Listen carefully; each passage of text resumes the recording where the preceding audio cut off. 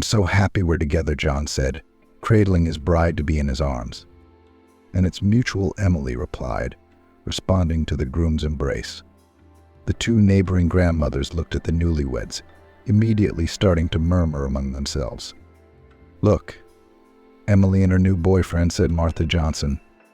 "She's had a mind of her own since she was a little girl." Susan Smith shook her head. All she ever thought about was herself.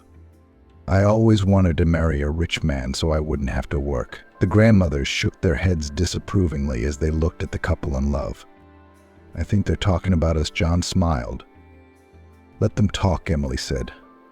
"I was used to it. They were always talking about my family, jealous of my parents' money. That's why they make up all kinds of stories." "Your family has a lot of money?" John asked in surprise. "We're not exactly millionaires, but we've never been poor," Emily shrugged. The young people walked leisurely along the sidewalk, strolling in the yard and enjoying the sunny day. "My sweet, romantic fool. But when are we going to get married already?" Emily thought predatorily, taking John under her arm and snuggling up to him. Ever since she was a little girl, she dreamed of increasing her parents' inheritance, not by working as hard as they did, but by marrying a rich groom. Walking and strolling, Martha shook her head. "They're all so lofty." "I remember now that Emily was bullying a classmate at school." "No," Susan said, surprised. Right. They were friends in grade school." Rachel was the girl's name. "She came from a poorer family, but she was smart and polite. The teachers and the neighbors all liked her. Unlike Emily, so Emily started picking on her. She wouldn't leave her alone. She got so mad that Rachel didn't even go to prom because of her. She probably won't even remember it now." The grandmothers shook their heads disapprovingly again, giving the departing couple unpleasant glances. "I don't mind the old gossips," John said, trying to cheer up his fiancé. "There will always be someone looking at you with judgment, and it's good if it's just the neighbors and not your own father." "Oh, come on. Did you really have any problems in your family?" Emily wondered. "You have decent parents, businessmen." "My father never spoiled me much. Maybe because I was the oldest. Maybe for some other reason," John said thoughtfully. He didn't like those memories. Thinking about the past always awakened in him a burning resentment and longing that squeezed his heart with an iron grip. These feelings always made him want to run away. But you can't get away from yourself, no matter how hard you try. A memory flashed before his eyes of his boyhood, sitting on a bench in a quiet city park with a busy playground. John often spent time alone there, envying the children his parents walked with. "I think you're exaggerating a little," Emily said, pulling John out of his contemplation of the past. "I wish I was, but I'm not," the future husband shrugged. "I have a memory that keeps me from forgetting how lonely I was as a child, all the while striving to find friendship, understanding, but they eluded me. So how did you deal with it?" the girl asked sympathetically. "Very simply. At some point I made an excuse for myself that if my father treated me that way, it meant he wanted me to achieve everything in life on my own," John replied. "And how did that work out?" "Basically, that's what I've always done. Since then, I did well in school, went to a prestigious university, even worked part-time so I wouldn't have to ask for money to live." "Did it help?" "Did your father notice that?" Emily asked cautiously. It was important for her to know how things were going in John's family. After all, she was serious about marrying him, but not for love, but to get a piece of the inheritance. John shook his head hardly. "Besides me, there are 2 other brothers in the family, Brian and Michael. No one has ever noticed. I don't seem to be home. Dad's at work, Mom's with the younger ones, and I'm left to my own devices." "That's how it is," Emily exhaled and frowned. "What is it?" John looked at her in surprise. "Oh no, just worried about you," Emily hurriedly excused herself. She knew full well that John's father, Robert, had been a successful restaurant business owner in his prime years. That was why everyone who knew the rich man was sure that his father would give his eldest heir, John, the largest restaurant possible. "I thought you two were doing well, and he was leaving you his empire," Emily said cautiously. She could barely contain herself as she remembered how difficult it had been to get that information through roundabout ways. Of course, their meeting with John hadn't been a coincidence. She had too much invested in this project, and now she wanted her dividends. Look, well, you can always fix things, she said, feigning participation. I guess. Except that right now my dad's sick with cancer, and he's obviously not up for family squabbles. John didn't say the words with the ease he was trying to show his bride-to-be. Maybe we should see the good doctors. I know a medical center. It's a bit expensive, really, but if you have the money. Emily began to fuss. He's been to doctors, he's had procedures, traveled everywhere while he had the strength. He's even been to healers. A month ago, he just went into a complete collapse. It was clear to everyone that he was leaving. There's no doubt about it, and it's like everyone's resigned to it. John threw back his head to keep the tears from falling. Don't worry, you'll get through this. The family won't be left unattended. After all, they still have you. Emily was willing to do anything to get such a cherished fiancé. After all, she still hoped he would get the main establishment of her father's chain as an inheritance after Robert's death. I don't know. Maybe we should postpone the wedding? Since your family is in mourning, Emily suggested cautiously, mulling over backup options. No, marrying you is very important to me. John shook his head. My father has never let me anywhere near his problems, and even now has in no way made it clear that he wants my support. We'll spell everything out in detail so he won't question my independence. Emily exhaled with relief, ruffling her lover's hair. Her proposal to postpone the wedding had been a risky but necessary step to convince John of the sincerity of her feelings. Johnny. Amanda Adamson sobbed into the phone, the mother of their family. The father was gone. Mom continued to say something, but John heard her voice as if through absorbent cotton. So this is it, he thought, sitting down in his chair. Father was dead, and they'd never had a human conversation. Something shivered inside, filling everything with a cold, prickly haze. It was like the phantom pain felt by people who have lost a limb. What's wrong, honey? Emily immediately ran up. She already knew everything was going according to plan. The planned wedding would have to be postponed, of course. The celebration right after the funeral would look out of place. It'll be fine. Honey, can you handle it? Emily cooed, putting a sympathetic expression on her face. Inwardly, Ashley cheered. Have you been told when the last will is announced yet? Emily asked cautiously. It was a tactless question, but finding out when John would get his restaurant was more important to her now than playing the grief-stricken daughter-in-law. What does it matter? John retorted indifferently. You just have to take charge and make sure the restaurants are going to be okay. It's about to get messy, Emily exhorted. In truth, she was much more worried that the younger brothers would be more nimble than the grief-stricken John. She needed to get her hands on the inheritance sooner rather than later. Only then would she be able to live a rich life and spend the money as she saw fit.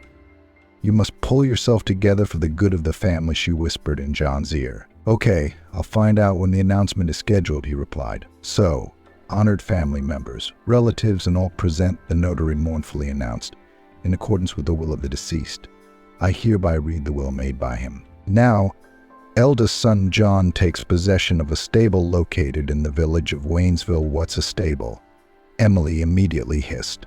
I don't know, John replied, confused. He barely knew what he was talking about himself. What's a stable? I said, what about the restaurant? The bride whispered indignantly. Unlike the heartbroken John, Ashley listened attentively to the notary, who had already moved on to the other family members, beginning to list the portions of the inheritance they were entitled to. You've been screwed, you fool, Emily said angrily, pushing John to the side. You'll be left with some stinking barn. My father wanted to make me independent. John repeated the saving phrase like a mantra. Here you are now going to be independent in an old, half-forgotten, abandoned wreck, Emily continued to whisper indignantly. Even after death continues to show his disdain, John finally realized the situation. He wasn't happy to receive such an inheritance and be left penniless. I thought he would at least leave me something worthwhile as a farewell, he said angrily. The sadness in his heart began to turn into blind black anger. Perhaps the mind was trying to protect itself in this way. Or did the resentment that had been accumulated over the years play a role? The young man looked with hatred at the portrait of his father, displayed next to the notary, and almost spat at the image of the late head of the family. At least I still have you as my only joy in life, John said in a colorless voice, squeezing Emily's palm. Who told you such nonsense? John hissed. What do you mean? What do I need you for? Such a penniless, daddy-unloved whiner, Emily angrily yanked back her palm. Why? To get money from you.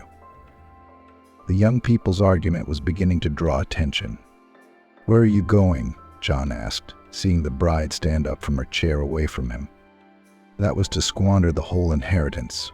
Didn't get a dime, but independent Emily snickered. Are you leaving me?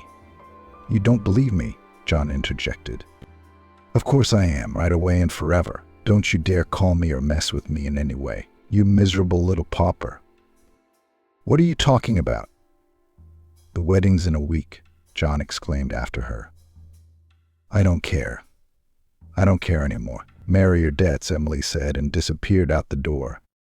John wanted to rush after her, but he felt his legs give out. The death of his father, the betrayal of his beloved, it was all too much to bear. It seemed as if there were no loved ones left in the world, and this cold feeling of emptiness was thickening around John. Abandoned by everyone, inevitably pulling his mind into the abysses of depression. The fuss of inheritance division continued around him, but only deep disappointment and self-pity pulsed through his mind. Have you had enough? The bartender inquired helpfully, looking at John's nose tucked into the bar. For a while there's still money to be made, John mumbled, setting down his empty glass. He'd gotten pretty drunk already, trying to drown out the terrible depression he'd fallen into after Robert's funeral. How are you going home? The bartender interjected. Let's have some more whiskey. I don't have a home anymore, John exhaled swaggeringly. Not only did my father treat me like a pig, but my fiancé dumped me a week before the wedding. Can you imagine? Yeah, I'm suffering. The drunken dialogue was interrupted by a sudden phone call. John pulled his cell phone out of his pocket and struggled to focus, but still managed to take the call. Hi, where are you? Came the voice of their university superintendent, Michael, from the receiver. Getting drunk off my ass, John exhaled into the receiver. At 11 in the morning, the headman marveled. Dad's dead. What's the occasion? I'm sorry. Here's the thing. I think they want to expel you for truancy. It's only for budgeted classes for now, so if you pay for the semester, you can keep your spot in the class. I don't have a dime, John exhaled sorrowfully. Daddy passed away and left me with empty pockets. You'll find somewhere where you'll actually get expelled, Michael said worriedly. The hell with you. What am I saying?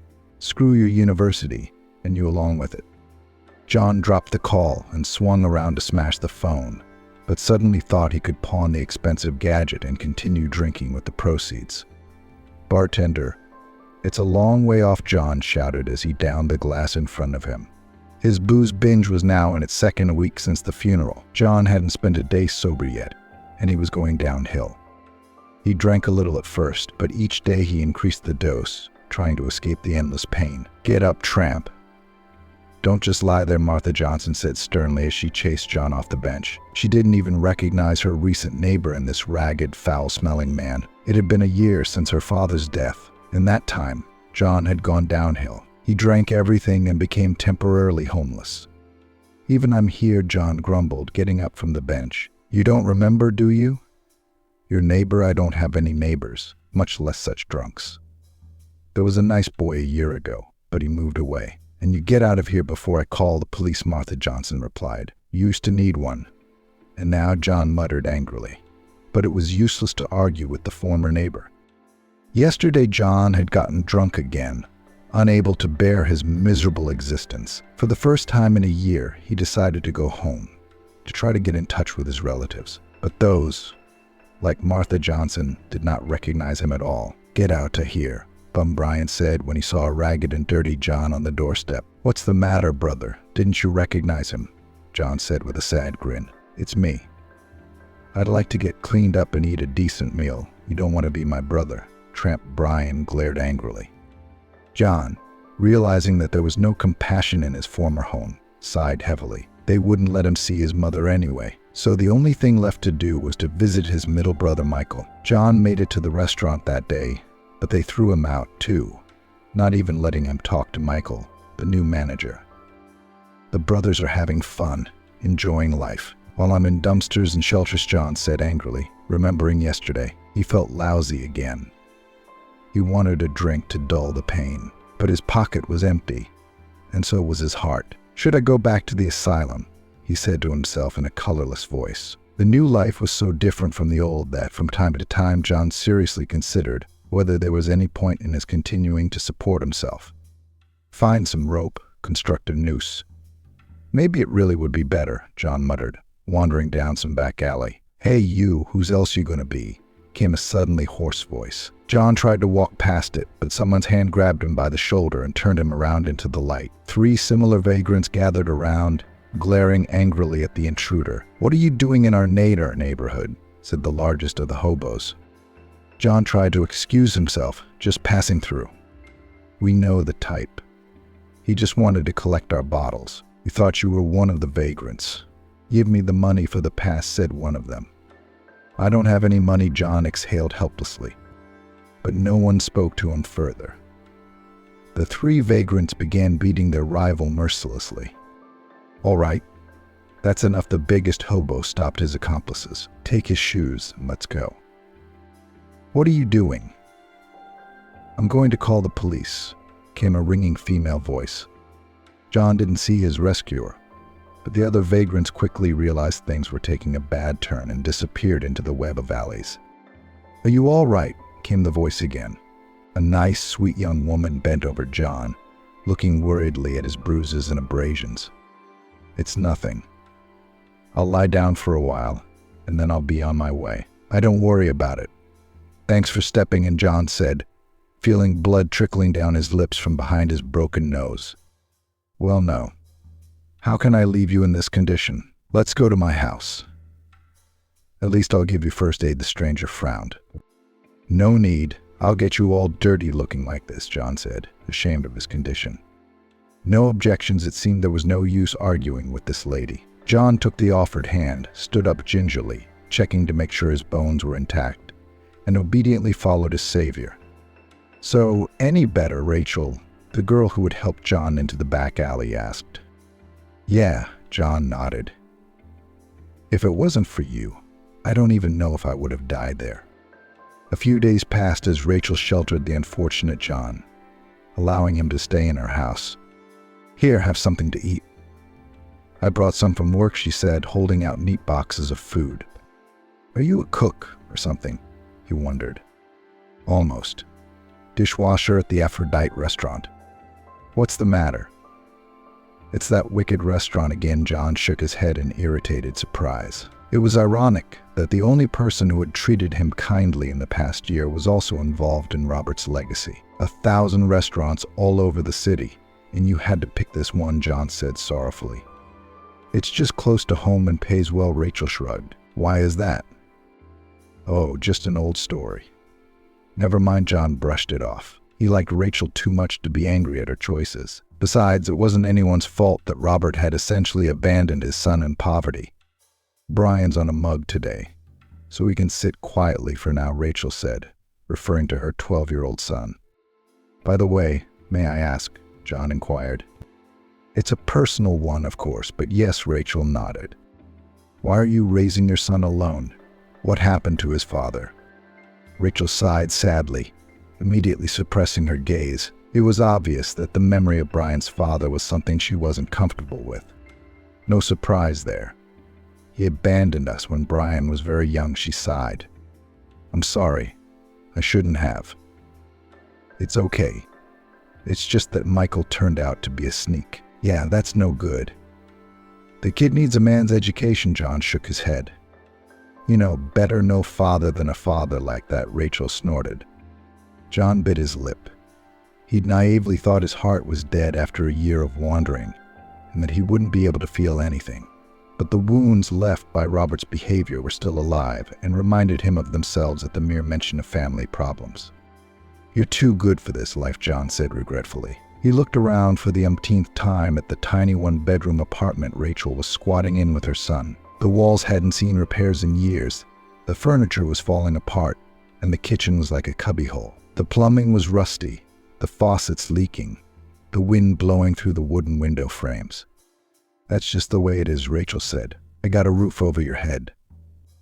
Working as a dishwasher, she barely made ends meet, Often there wasn't even enough money for food, and then she had to get her son ready for school. John shook his head regretfully, remembering the unnecessary luxuries that had once abounded in his own home. I wish I could take 1/10 of that money and give it to that beautiful woman, he thought, wishing there was something he could do to help Rachel, who had taken him in. Look, I'd really like to thank you for saving me, John said, moving closer to her. Oh, come on, she brushed it off with embarrassment. Anyone in my position would have done the same thing. Not anyone. Believe me, I already know. John shook his head. He sounded completely sincere. After all, this encounter had truly turned his life around. It was as if he had seen from the outside what he had become, and felt immense shame for being so down on himself. His depression seemed to have come to an end. Having hit rock bottom, John finally found the strength to push himself up to start surfacing from this gloomy abyss. So, shall we go out tonight? John suggested with a smile. A date, Rachel responded with feigned surprise. Sure, and definitely a romantic one, John replied. He walked over to her and kissed her gently on the cheek. Rachel's eyes shone with genuine happiness.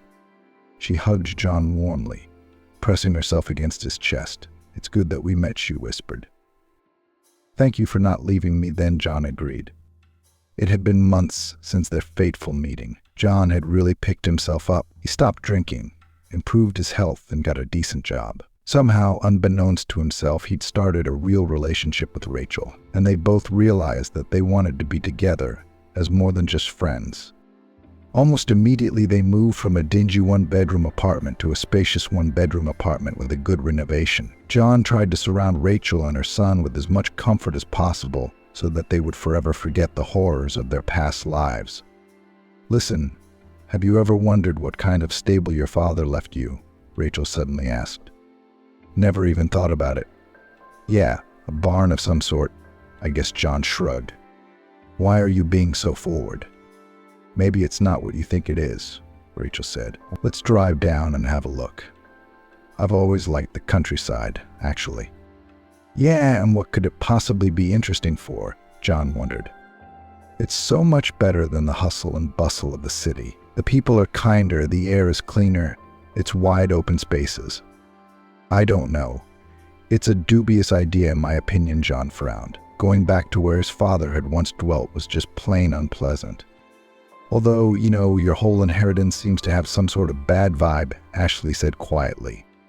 What do you mean? John distracted himself from his gloomy musings. It's just that, well, you remember that I work at Aphrodite's. Anyway, it's a real mess over there right now. Michael's completely out of control. He seemed to be doing fine, John said. I don't know what you think, but Michael's not much of an heir. He turned out to be totally unprepared to run the business on his own, and will end up leading the restaurant to failure. Well, not our concern, John grumbled. Yeah, he's just inexperienced. Rachel shook her head. Doesn't listen to anyone. Buys overpriced groceries. A lot of it spoils. Ends up just throwing it away and writing it off on the establishment's bills.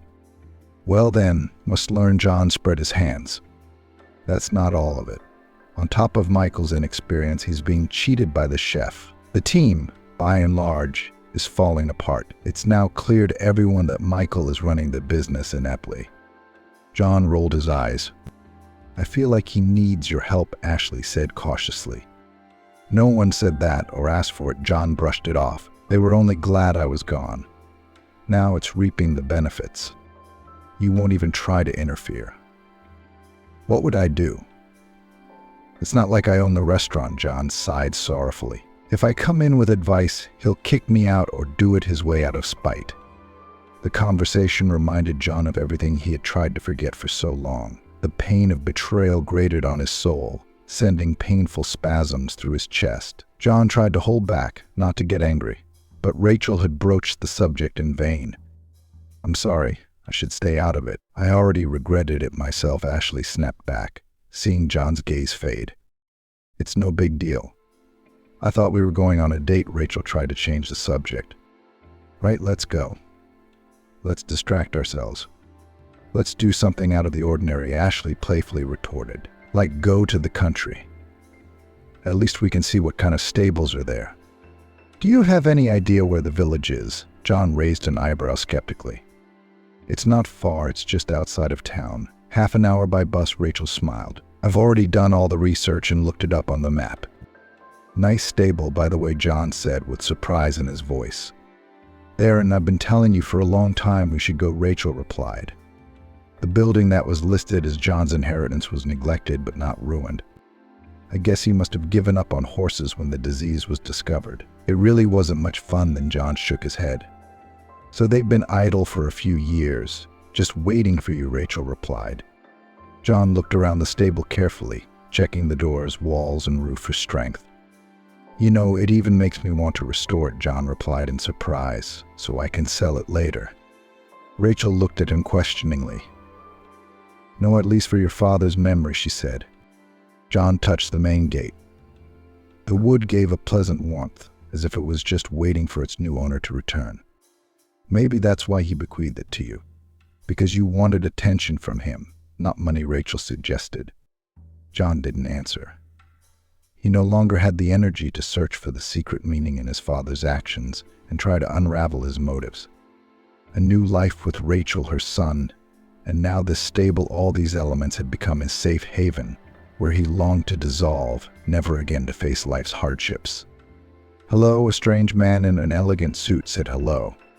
Good afternoon. John cowered at him. He had, as planned, begun the renovation of the stable himself, with his own hands, afraid to let strangers near his father's creation. My name is Mark. I am your late father's confidant, the man introduced himself. Very interesting, John hummed. What can I do for you? I need to convey Robert's last will to you, Mark replied. I think I've heard the will announced before, John frowned. The last part of your inheritance could only be obtained by fulfilling certain conditions, the guest replied cryptically. Robert told me to keep it a secret until you started rebuilding the stables. All this time I have been waiting for the restoration to begin. A whole year. John raised an eyebrow skeptically. In our business, waiting is the most important thing, Mark smiled. And what's all this for? John asked. By Robert's secret order, in addition to the stables, you get some elite horses and everything that goes with it. What? John interjected disbelievingly. All the accoutrements, tools, a sum of money to support the business at first. What business? John clarified. Animal husbandry. Horse breeding, of course. Your father was quite an expert on the subject. Well, that's quite a surprise, Dad, John said, dumbfounded. He couldn't believe it had turned out this way. It seemed that the promise Mark had voiced was just an evil joke to restore his faith in a better future, and then to trample it again. I'm just in shock. I don't know what to say, John mumbled. Here's all the necessary paperwork to take possession, Mark said, holding out a thick paper folder. Congratulations to you. There you go. You didn't want to come here yet. I practically forced you, Alice smiled, looking at the horses galloping around the corral. Thank you. You saved me all the time. Without you, I would have been lost long ago, John thanked her sincerely. After his conversation with Mark, he started working on the renovation with triple the energy and finished much faster than he had originally planned. Now that the stable was back to its former glory, John finally had a business of his own, and it was even starting to bring him a steady income. Can you imagine? We've already sold 2 foals, and there are more people ready to get in line, John shared. That's great, said Alice, rubbing her palms together happily. It means we have some free money. Yeah, we can afford everything we've been saving up for so long, John nodded affirmatively. Maybe we'd better help those in need then, Alice suggested. What do you mean? Charity. Not really, she replied cryptically. It's just that I just found out that your father's restaurant might be foreclosed on for debt. That Michael had ended up in debt bondage, and now some thugs are demanding money from him. John pressed his lips together. He'd never wanted to interfere in the life of a relative who'd never once stood up for him. But the news that his own brother was in a dangerous situation made his heart race. He owed a large sum of money to serious people, and now does not know how to pay back. Said Alice quietly. What did he count on when he got involved in this? He thought he'd get out of it, she shrugged, but he couldn't. Now he ends up wanting to give the restaurant to these thugs just to keep himself alive. What a fool. It's a memento of his father's labors, John said bitterly. We have to save it. That's what I mean, Rachel nodded affirmatively. There's enough money in the coffers now. Hopefully enough to pay off the debt, even with interest. So where are your criminal cronies? John asked, walking into his middle brother's office. What do you mean? Michael interjected in surprise. This time John wasn't detained at the entrance and was even allowed into the new manager's office. Contrary to expectations, he looked like a respectable businessman. I know all about the creditors. How much do you owe them? What do you care? Why would you want to get involved? It's just that family is not an empty thing to me, John pronounced. Michael looked at his older brother suspiciously. Here's the money, John said dryly, placing several wads of large bills on the table in front of Michael. When are your creditors due? Just today, Michael replied. They wanted to bring in a lawyer to sign all the paperwork on the spot. Don't be silly. The restaurant is worth a lot more than you could borrow from them. Michael, the secretary, ran into the office. Get some rest, honey, her gruff voice immediately cut her off. John and Michael turned toward the door at the same time, where they saw a predatorily smiling man in a black leather jacket. You guys are lost in the 90s, John raised an eyebrow skeptically. And who are you? The guest asked. He walked into the office. Behind him, a couple more of the same assistants trickled in a pale type with a suitcase, obviously a lawyer. I'm John, Michael's older brother. And I'm Greg, his business partner. John tried to pretend he wasn't bothered at all by what was going on, but in reality, the bandits were terrifying. His heart was pounding frantically in his chest. However, showing weakness in front of these wolves was fatal. One had to hold on until the end. You're not a partner. You're a lone shark, John shook his head. Here's your debt, along with interest, and I don't want to see you here again. Bold, ain't he? Greg glanced at the money unhappily. No, desperately stupid, but that's beside the point, John shrugged. Look, a contract is a contract. Here's the full amount, and you leave us alone, Michael interjected into the conversation. Otherwise, who's going to talk to you if you don't keep your own promises? You've got a lot of nerve standing behind your brother's back, Greg threw in. It was a shame, of course. I really wanted to get my hands on your restaurant. The bandit was clearly upset by this sudden turn of events. After all, as John had said, owning the restaurant was worth far more than the amount Michael had borrowed from them. Okay, there's nothing to do, Greg said with a wave of his hands. He picked up the money, gave John a disapproving look, and headed for the door. Have you learned your manners? The thug tossed a parting glance. You don't have to try anymore, John replied indifferently. The office door slammed shut, and the frightened secretary followed the bandits out. Well, you certainly do, Michael exhaled with relief when they were alone. What are you? A gangster or something? I'm just a regular guy off the street, but there's no other way to deal with these beasts, John replied. He lowered himself into the chair with relief, feeling his legs buckle. A few minutes of heroics had exhausted him, as if he'd run a marathon. His heart was pounding frantically. All his muscles were humming, and the fear still wouldn't let go. I'm sorry I dragged you into all this, Michael apologized. It just didn't seem like business was really my thing. It's okay, you'll learn, John brushed it off. His fingers were still trembling and adrenaline was flowing through his veins. No, I'm serious, Michael shook his head. Let's sign the ownership of the restaurant over to you. You're actually supposed to be sitting here, not messing around with the neighbors. The younger brother looked at the older brother quite sincerely, not expecting him to forgive him, but trying to atone for his sins. I've already got the paperwork all set up, even before this whole situation with Greg and his henchmen. There was just no way I could find you. Are you sure? Yes, Michael nodded affirmatively. I still have too much to learn, and business needs an iron hand and good supervision. Okay, so be it. John shook his brother's outstretched hand. In truth, Michael had always been good. It was just that they'd had very little contact lately. They'd learned of his father's death while on opposite sides of the divide. That's the story, Robert, John said as he hastily recounted what had happened to his father's old friend. I wouldn't bother you, but I've gotten into horse breeding myself and now I'm torn between two jobs. The restaurant needs a good manager, and there's hardly anyone better to teach me than you. What a situation, Robert chuckled. But you guys are a piece of work. I was a pauper. Now I own a stable and a restaurant at the same time. So are you going to help me out? 'Cause I can't do it alone.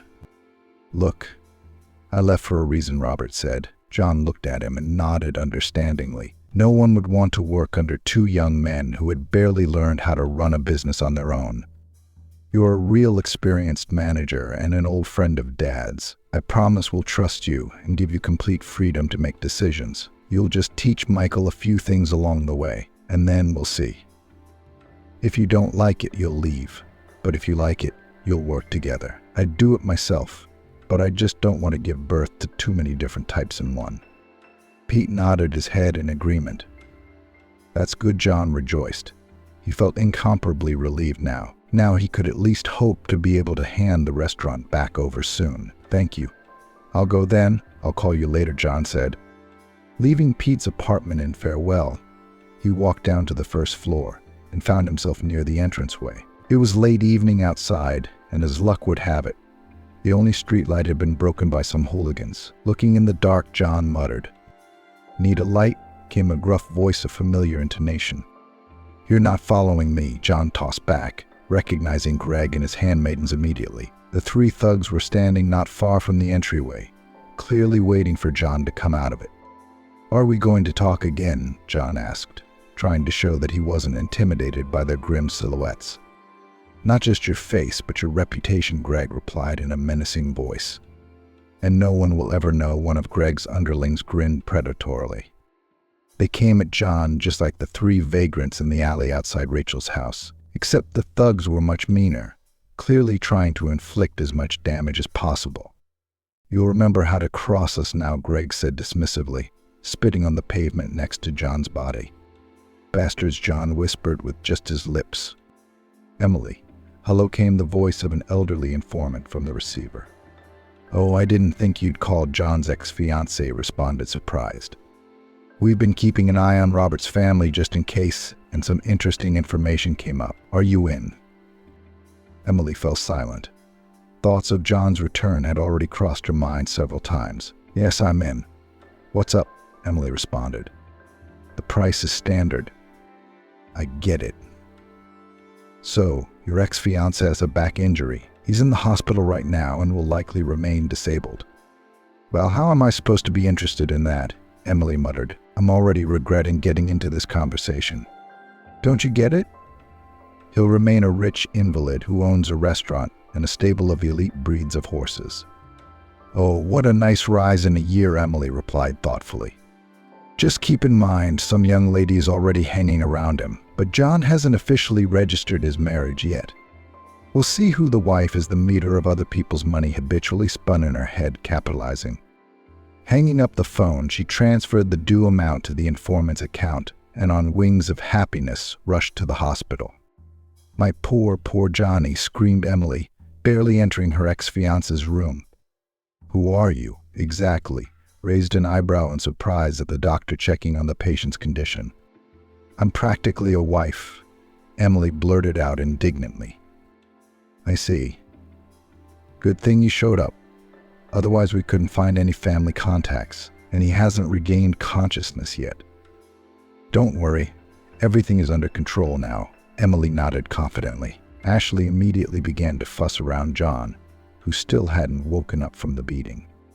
So, doctor, we need the best care, complete rest, and most importantly, no outsiders here, Emily said. Outsiders? The doctor interjected. You know, my fiancé is famous in certain circles, and don't worry about money.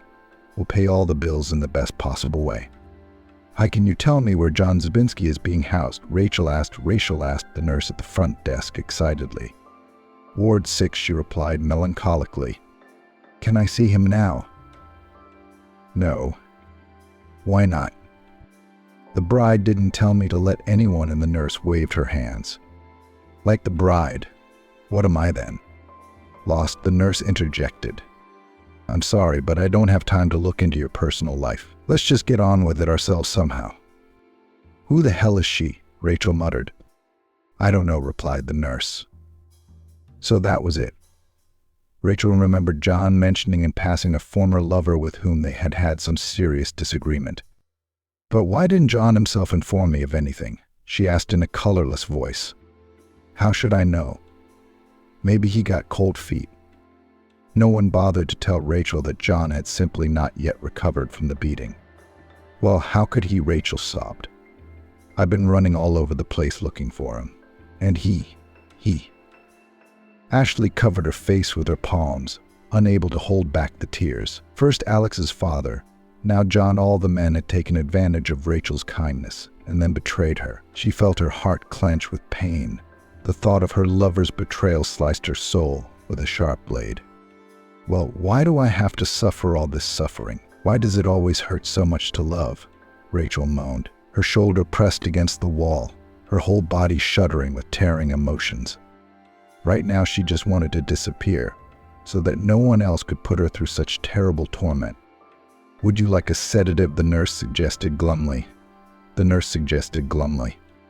"Don't." Rachel gathered the last of her strength and ran out of the front desk, determined never to return to the hospital again, and certainly wouldn't let anyone near her.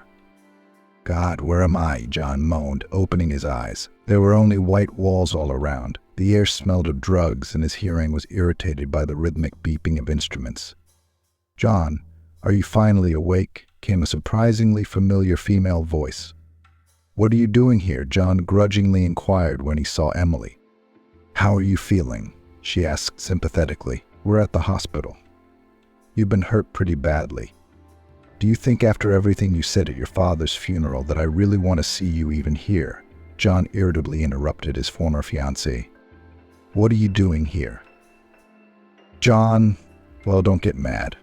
Stuff happens." Emily made a guilty face. "I've realized my mistakes. It's been a whole year. Don't you miss me? It was about time you realized when I had the money. What was the problem before that? Don't be like that. We don't have to fight. We can make a fresh start. If you give me even the tiniest chance." "Get out," John shouted deafeningly. Her words only made him angrier. "What are you saying?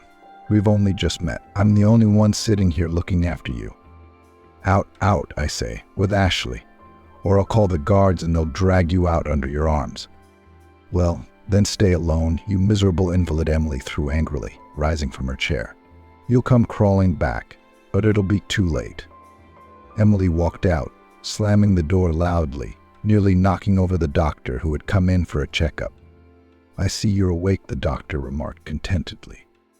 "Yes, thank you for your concern," John replied grimly. "May I have the phone?" "Of course." "Answer it, please," he mumbled, dialing a familiar number. The receiver buzzed. John waited feverishly for an answer, counting every second. "What do you want?" Rachel responded dryly. "Your stuff is in place. I'll be moving out of the apartment soon. You don't have to worry about that." Wait, what's wrong?" "John, let's not have this childish fight," Rachel said tiredly. He bit his lip, nearly howling in frustration. "Look, it's Emily. I was unconscious. She came in on her own and told the doctors a bunch of tall tales. I swear I didn't even know about it. And when I woke up, I kicked her right out." "Rachel," John exclaimed, "I'm sorry you had to go through that. If only I could be there for you and protect you from all of this." "You really don't feel anything for her?" she asked quietly. "I swear, I only want you. I'll be there soon," Rachel exhaled. John hung up the phone and breathed a sigh of relief. "What's wrong with your legs?" he asked. "That's what I'm here for," coughed the doctor, who John had even managed to forget existed. "Is it permanent?" With panic in his voice, he asked. "There is an option with surgery, but it's not 100%. It might help, though," the doctor said. "But you can refuse if you're afraid." John froze, feeling panic fill his consciousness. Remain disabled, crippled, a burden to his family. No way. "I have everything you need ready." "I agree," John said, signing the papers. "It's good that everything turned out okay." "I was so scared for you," Alice said as she hugged John. "I didn't doubt it one bit," he replied happily, watching her draw the horses. After his recovery, John was able to walk again and immediately took up his favorite pastime, Horse breeding on his property flourished, bringing in a lot of money. "Do you like being a rich man's wife?" John jokingly asked. "Very much. Something to brag about to my classmates." Rachel's eyes sparkled. "Do you socialize with them often?" "Not at all." "Oh. Why?" John interjected in surprise. "I contact mine periodically. I guess you were friends." "It's hard," Rachel exhaled. And here her memories flashed before her eyes all by themselves. The terrible high school years where she'd been bullied by the head girl of the class. "Sit and think," said a sonorous child's voice. Little Rachel couldn't do anything. She was simply shoved into the boys' locker room, propped the doors from the outside, and turned off the lights. "Oh, let me in, help me," Rachel screamed, but none of the adults ever came to help. The darkness, loneliness, fear. That's how she remembered her school years, which stretched out like torture for a little girl from a poor family. Mine were not so good. I was teased, bullied. Rachel shook off the sad obsession, vowed never to have anything to do with them again. Recently got an invitation to homecoming. "You don't want to go," John guessed. "I have nothing more to do with them. They want to make a fool out of me again." She waved it off. No matter how hard Rachel tried to hide her fright, the trembling in her shoulders gave her away. Sitting locked in the men's locker room for hours wasn't the worst of it. "Don't, please," little Rachel sobbed. "You bet I do," her ex-girlfriend said vindictively, flicking her scissors. She didn't like her ex-girlfriend's hair today, and decided to cut off the too thick pigtails lovingly braided by Rachel's mom. "Well, don't, please." Rachel looked at her former friend. "Hold her down," the bullied girl commanded. Two of some classmates bellowed, holding the frail Rachel under their arms. The scissors clicked a few more times, deliberately unevenly gnawing into silky hair. "No," Rachel sobbed. She couldn't take her eyes off the braid lying on the floor, afraid to even imagine what the hair now left on her head looked like. What would Mom say? She loved her hair so much, didn't she? "And this is for you, so you don't get bored," one of the boys laughed, pulling a can filled with earthworms from his pocket. His comrade continued to hold Rachel while the owner of the can flipped it over, shaking the contents right out by the helpless girl's scrolls. Disgusting, slippery. They started crawling under her blouses, giving poor Alice nightmares for years to come. "Hey, what are you doing?" John asked, surprised, cradling a sobbing Rachel against him. "You don't have to be afraid of anyone anymore. After all, you have me now."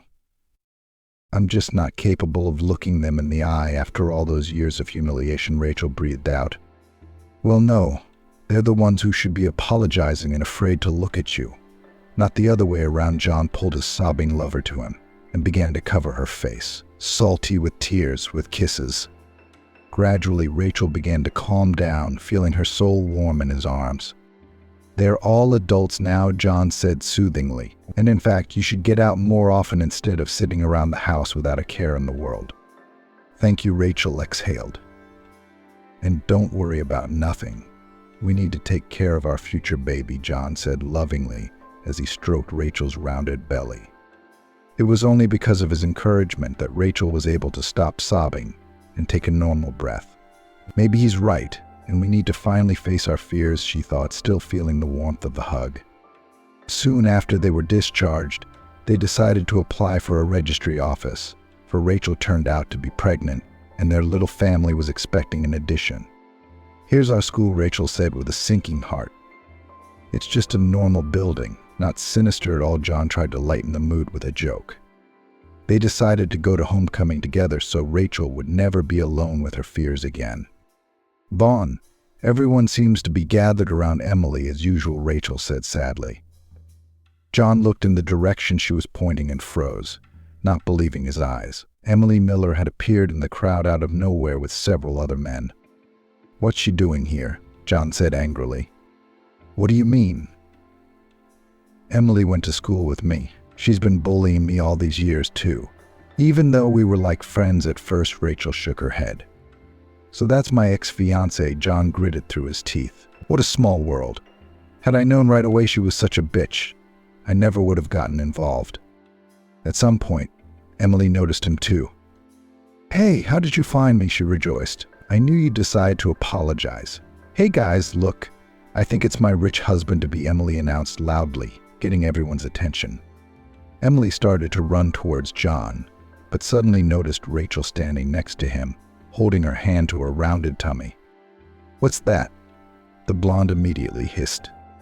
"That's my real future wife," John coldly coined, taking Rachel's hand. "I don't know what you've been fantasizing about, but no normal man would take a conniving person like you as his wife." "How dare you?" Emily hissed. Everyone gathered began to look at her with mocking glances. Some even began to whisper, and Emily regretted more than ever that she had started drawing attention to herself in the first place. "It wasn't our starlet who embarrassed herself on someone else's man," someone whispered. A mocking voice came from the crowd. Someone chimed in. "Shut up! Get the hell away from me right now," Emily shouted. Standing in the very center of the gym, Ashley felt humiliated, as if she were the one being shoved into the men's locker room. "That's not fair," Emily hissed, either at the ridicule of those around her or out of resentment. "You lost everything not because of bad luck, but because you were a terrible person," Rachel said suddenly. "We could have been friends. We could have ignored each other. But you chose the path of violence and ended up paying the price. It's all coming back. I hope you're not too hard on yourself for your own actions," someone in the crowd whistled respectfully while the others continued to mock Emily, barely restraining themselves from starting to discuss her openly. "Come on, John, the first think I've gotten rid of my fears," Rachel said boldly, taking him under her arm. "You don't dare treat me like that," Emily hissed. But absolutely no one was listening to her anymore. She lowered her head, feeling tears rolling down her cheeks. Everything Rachel had said was true. It was only now that she actually realized that she'd lost the one thing in her life because of her own greed.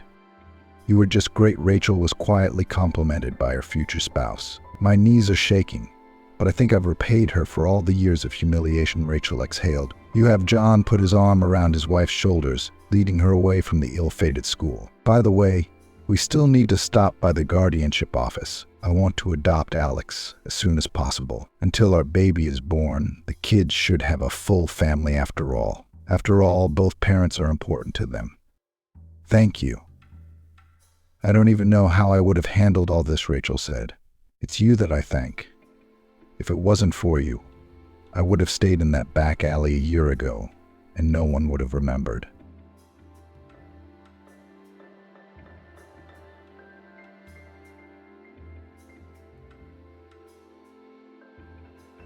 A millionaire takes in a beggar with a baby as a nurse, and when he jokingly invites her to his wedding. Stefan had just learned that his mother was gone. It was early morning when the call came from an unknown number. The man was already awake, lying in bed, struggling with anxious thoughts. He had a premonition of trouble. Probably, after all, his elderly mother had been in intensive care for almost a week. Her condition all this time remained stably serious. And after that call, the man realized everything before he even answered the call. Stefan was a mature and strong, successful man. Moreover, in recent years, he himself had become a support for his mother. It was as if they had switched places. Now the grown-up son behaved like a parent, and his mother turned into a child. And yet, after the doctor's words, Stefan suddenly felt like a thin, weak blade of grass in the wind. Gone was the support, gone was the hope. The man felt like an orphan through the pain, despair, and rejection. Strangely enough, thoughts of Trixie came through. What would happen to her and her young son Edward now? Would they too disappear from his life? Because Amelie was the only thing that had held them together. And now she was gone. Stefan hadn't expected himself to be thinking about Trixie at a time like this. But it was now that the man suddenly realized that he didn't want to lose her for anything. Surprisingly, it was a thought he would ponder later. Right now, he had a lot of things to do, organizing a farewell, settling some legalities. It's a good thing. It would take his mind off his grief, prevent him from falling into despair or apathy. Amelie raised her son by herself, without the help of relatives and her husband. She gave birth to Stefan, being already quite an old woman. She was almost 40 at the time. In those days, it was a very respectable age to become a mother, especially for the first time. Amy's peers were already nursing grandchildren when she was getting used to being a mom to a newborn baby. The woman had no regrets. This child became the center of her universe, the meaning of life, joy. And Amy more than once said this to her son, called his happiness, favorite boy, pride and hope. With Stefan's father, the woman did not work out, and could not work out. It just happened. Emily was born and raised in the village. Then, like many of her peers, went to study in the city. Amelie dreamed of working as an elementary school teacher. First, she always got along with small children. Secondly, she clearly had a talent for conveying information to these little ones in an accessible way. Amelie had taught a single child to read by herself when she was still a teenager. She was provided with a hostel, a minimum stipend as a non-resident, and her studies began. The girl liked studying. Soon she became one of the best students of the course. Her parents were proud of their successful daughter. Of all their children, she was the only one who entered the university, and even became an excellent student there. While classmates ran on dates and discos, Amelie gave all of herself to her studies. She was hardly interested in guys. Then, at a young age, the main thing was to get out of poverty, to get a foothold in the city, to establish themselves in the profession. And then you can think about your personal life. Amelie graduated from university, worked for a year on assignment in her own village school, and again went to the city. She rented an apartment there, got a job at a language gymnasium. A young specialist with a red diploma was accepted for a prestigious position with a good salary with great joy. She liked the work. She easily managed to find a common language with all the students. She knew how to explain complex topics to kids. Children reached out to her, respected, and even loved their first teacher. Amelie was glad that she was able to find her way in this life at once.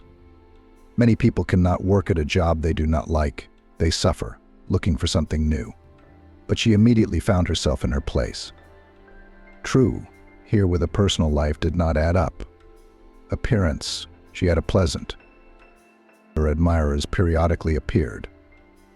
Whether each of them repulsed her something, sooner or later someone turned out to be greedy, someone boring, and another generally boorish.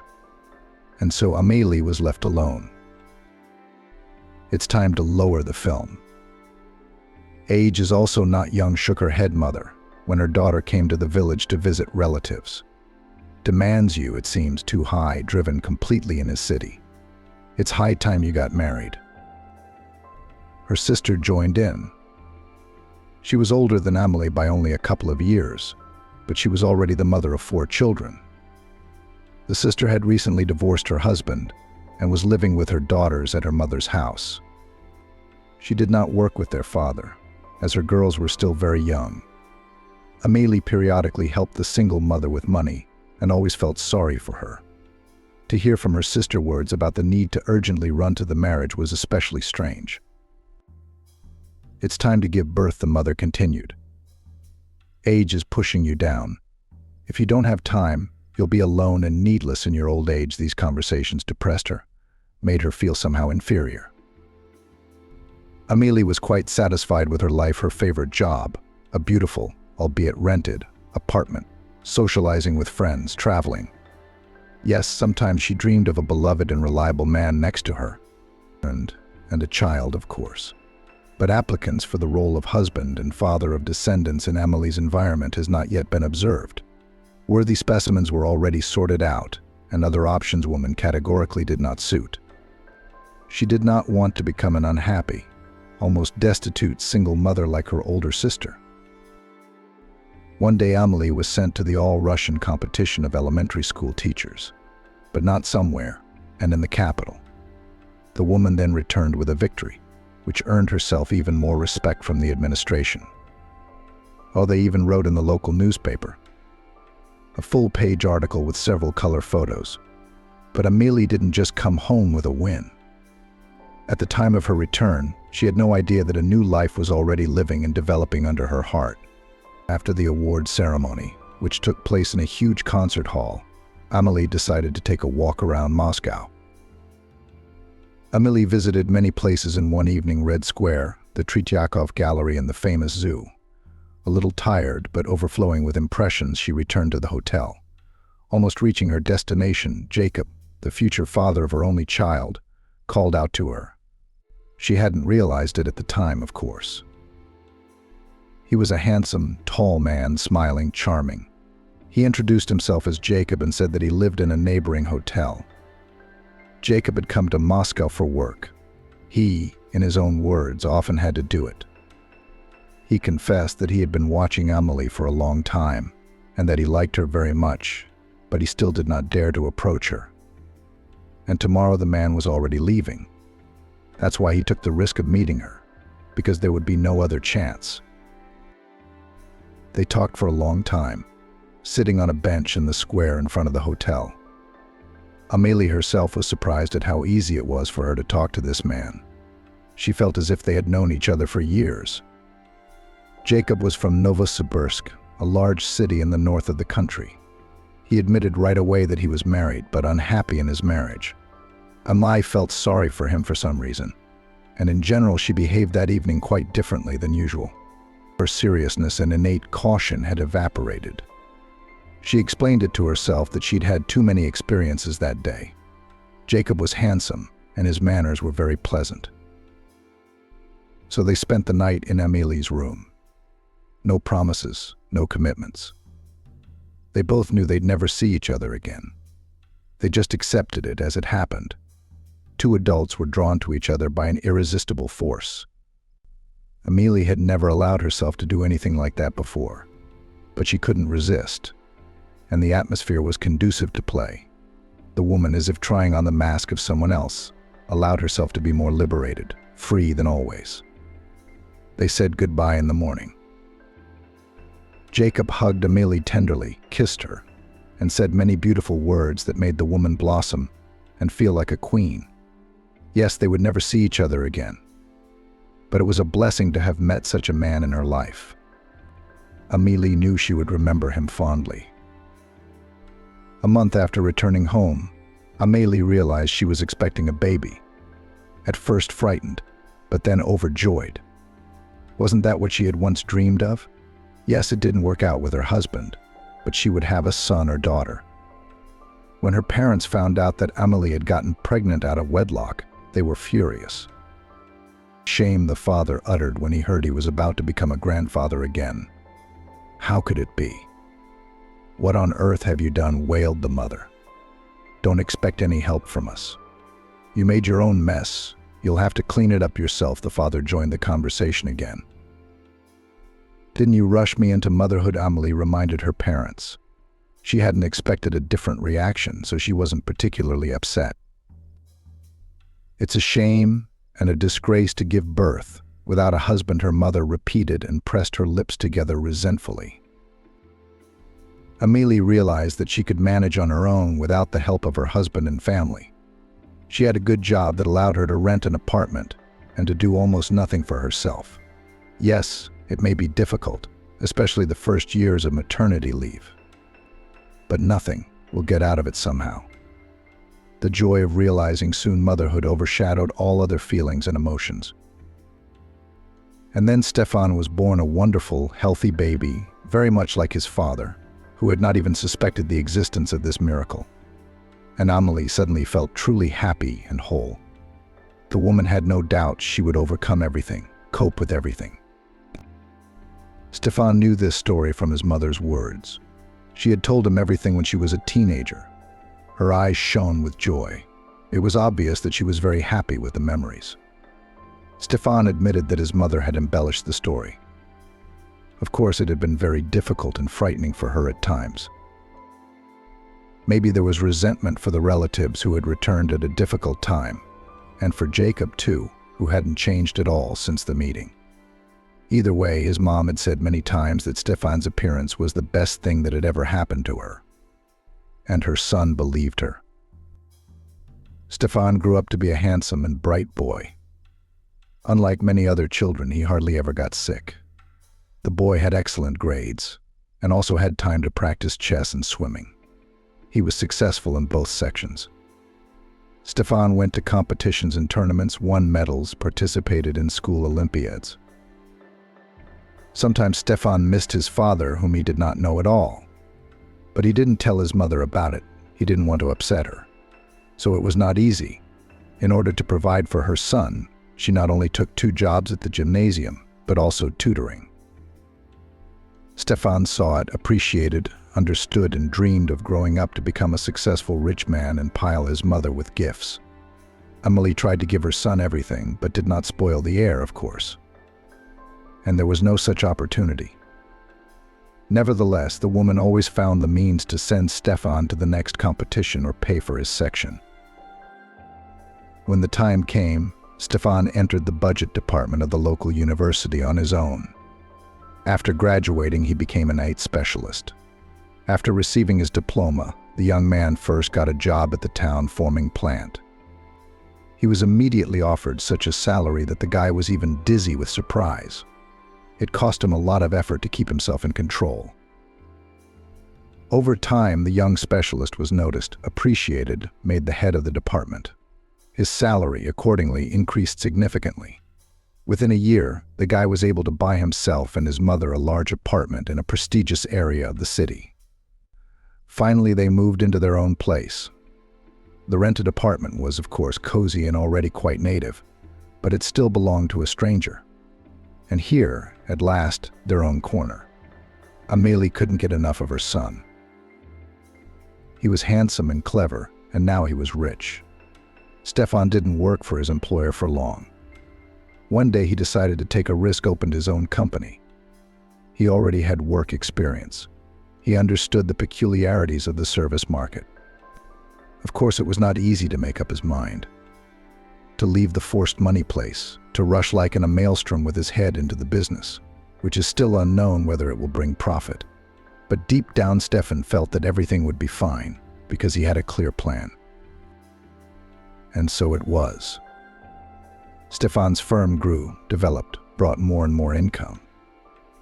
It was the kind of money that could not be earned at the factory, even in the highest position. The guy skillfully managed the funds, something let for the development of business, something put aside, something sent in investments. And of course, Stefan, as he once dreamed, made gifts to his mother. Now he could afford it. Eventually, Stefan had to move. He grew up in a small provincial town and started a business there. But his business grew. He became cramped in the provinces, so a new stage in Stefan's life began, conquering the capital. It wasn't easy. Competition, the need to deal with many issues, both business and purely domestic. The guy, at times, did not sleep for 2 days. But Stefan managed to cope. He got his business up and running and settled in. Now he lived and worked in Moscow. Stefan tried many times to move his mother closer to him. It seemed to him that nothing could keep her in her native city. But he was wrong. At first, Amélie did not want to part with her work. Great. I'll get to graduation, and then I'll think about it. Where will they go without me, she said. Then, already on a well-deserved rest, she was kept in place by other moments, friends and neighbors, familiar yards, apartment.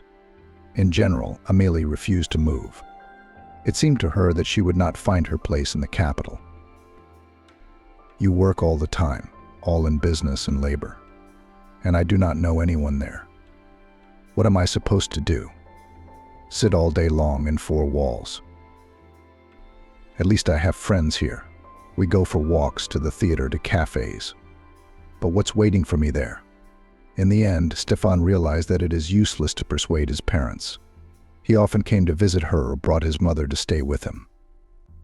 Amélie, by the way, did not like Moscow very much. She quickly tired of the city. But Stefan enjoyed being in the metropolis. He felt like a fish in water here. So many events, so many opportunities, so many opportunities, so many potential options for profit. As for Stefan's personal life, it was not as successful as his work. When he was young, he had lovers and fleeting hobbies.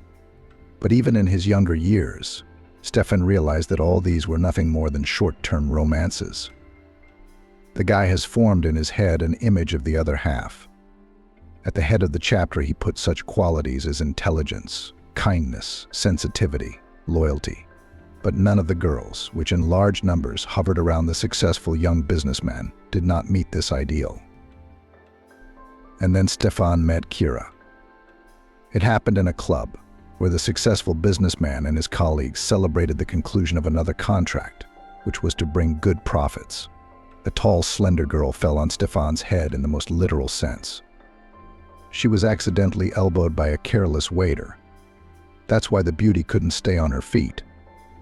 Afterwards, Stefan found out that it had all been a setup, the acquaintance and the clumsiness of the waiter, who turned out to be Kira's former classmate and accomplice.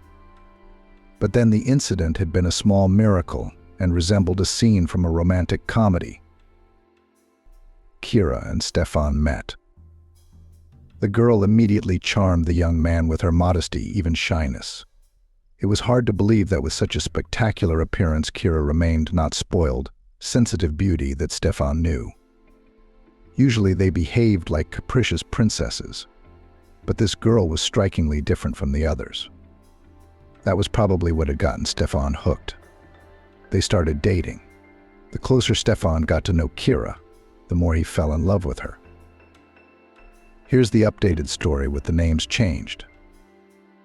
The girl was not only beautiful and smart, but also incredibly kind. She pitied stray animals and abandoned children, cried over the sad endings of movies, always served beggars. And Kira, unlike Stefan's previous girlfriends, didn't demand gifts. No, Stefan had never been greedy. When a young man met a girl, he always wooed beautifully. He liked to please people close to him. Therefore, Stefan did not spare money and time for surprises. But the girls very quickly began to abuse the generosity of Stefan, which immediately repelled him. Because the feeling that you are used, it is always unpleasant, and Stefan couldn't take it. Why continue the relationship if they see you only as a resource? The guy had already decided that all young women are like that, or become like that next to a successful man. But then Kira came into his life. Kira looked at Stefan with admiring, loving eyes. She didn't need expensive jewelry, travels, money, but only if he was near her, the man she loved. It filled Stefan with happiness. He felt that he had finally met his other half, and he was beginning to think that it would never happen. But it soon became clear that it was all a setup, the supposedly chance meeting with Kira, Stefan's affection for her, and most importantly, her perfect behavior. It was all part of an elaborate plan. Nick, Stefan's financial deputy, had long wanted to take over the firm, and he planned to frame and imprison the chief so that he would not interfere. Nick had spent years delving into the financial and legal nuances of the company. Stefan trusted him. They'd been classmates once. Back then, Nick had seemed like an honest, straightforward, and very smart guy. Stefan never imagined he'd do that to him. Kira was Nikolai's girlfriend. Together they had devised a plan, according to which Stefan would lose his head over the young beauty, and then they would set up a situation in which Stefan would sign the necessary papers and go to prison, and Nick would take his place. Who else could take over the firm? He's the second in command. Stephen uncovered the plans of the criminal couple quite by accident. Of course, Stephen never worked another day for him after that, and Kira was the hardest part. I didn't want to believe she was faking it. Her meek smile, her loving gaze, her hugs and kisses were all lies. Stefan searched for excuses for his lover, but found none. Everything pointed to her being a despicable traitor, even if it didn't fit the image that had formed in Stefan's head. Of course, they broke up. Kira tried to stay close to Stefan. She apologized, blamed it on Stephen, swore her love and loyalty.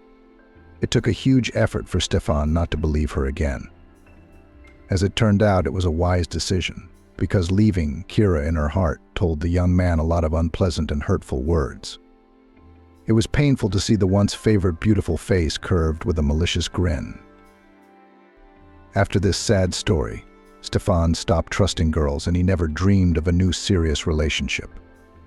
In his life, he still had short-term, non-committal romances. Everything was fair and clear there. But Stefan did not make any far-reaching plans. The man was satisfied with his real life, the center of which was, of course, work. A favorite job that would never betray or hurt him. Amelie was sad about that.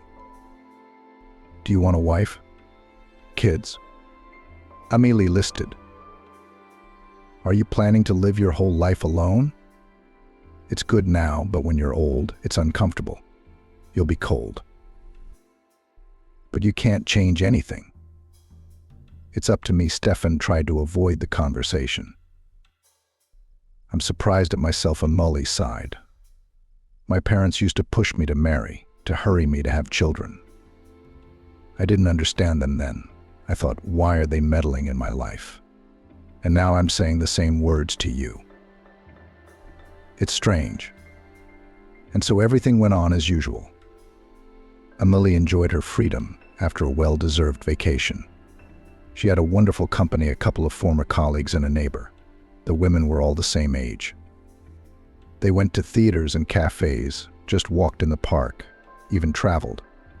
Stefan was glad that his mother's life was not limited to soap operas and sitting on the bench in front of the entrance. But a few more years passed, and the man noticed that his mother's behavior began to change. At first, she simply forgot the words, began to tell something, and suddenly stopped talking, unable to continue the phrase. Stefan didn't see anything wrong with that. It happens to everyone. But Amelie was more and more often lost in the dialogues, confused and flapping her eyes. Then the old woman began to forget and confuse important facts of her own biography. It got to the point where she was seriously convincing her son that she had studied to be a chef. Stefan knew very well that his mother had graduated from a pedagogical university. Her friend and neighbor Kate was a chef.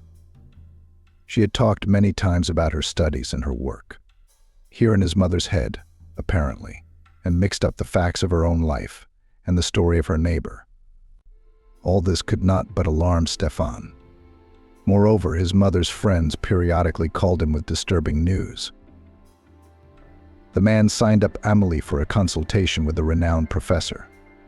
The diagnosis was disappointing. Alzheimer's is a terrible, irreversible disease that gradually progresses and takes away the most important thing from a person, his personality. You can try to slow down the progression of the disease, the doctor explained to the worried Stefan. But it is impossible to stop it altogether. Of course, Stefan didn't believe the provincial professor's words at first. What could he know, sitting in this hole? Medicine is advancing by leaps and bounds. Surely there is a way to save his mother, to snatch her from the clutches of the insidious disease.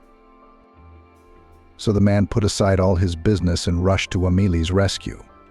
He took her to the most advanced centers of the country, contacted with foreign luminaries of medicine, appealed even to doctors practicing unconventional methods of treatment.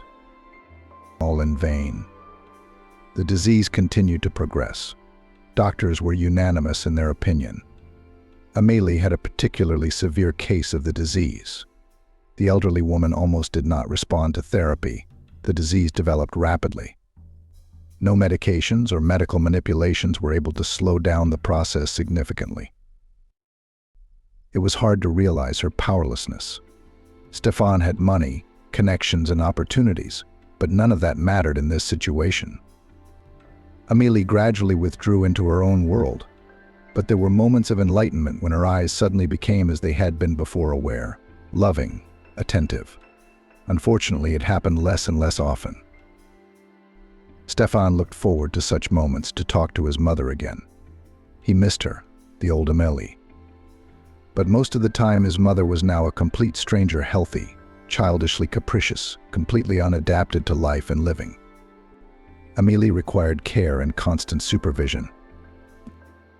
Stefan wanted to move her to his place closer to Paris, but she fiercely opposed. "You want to kick me out of my house and take my apartment for yourself," angrily whispered. She looked at her son. The old woman clearly did not recognize Stefan. She saw in the most dear person an enemy. "You'll never make it. Get out, bastard, before I call the police."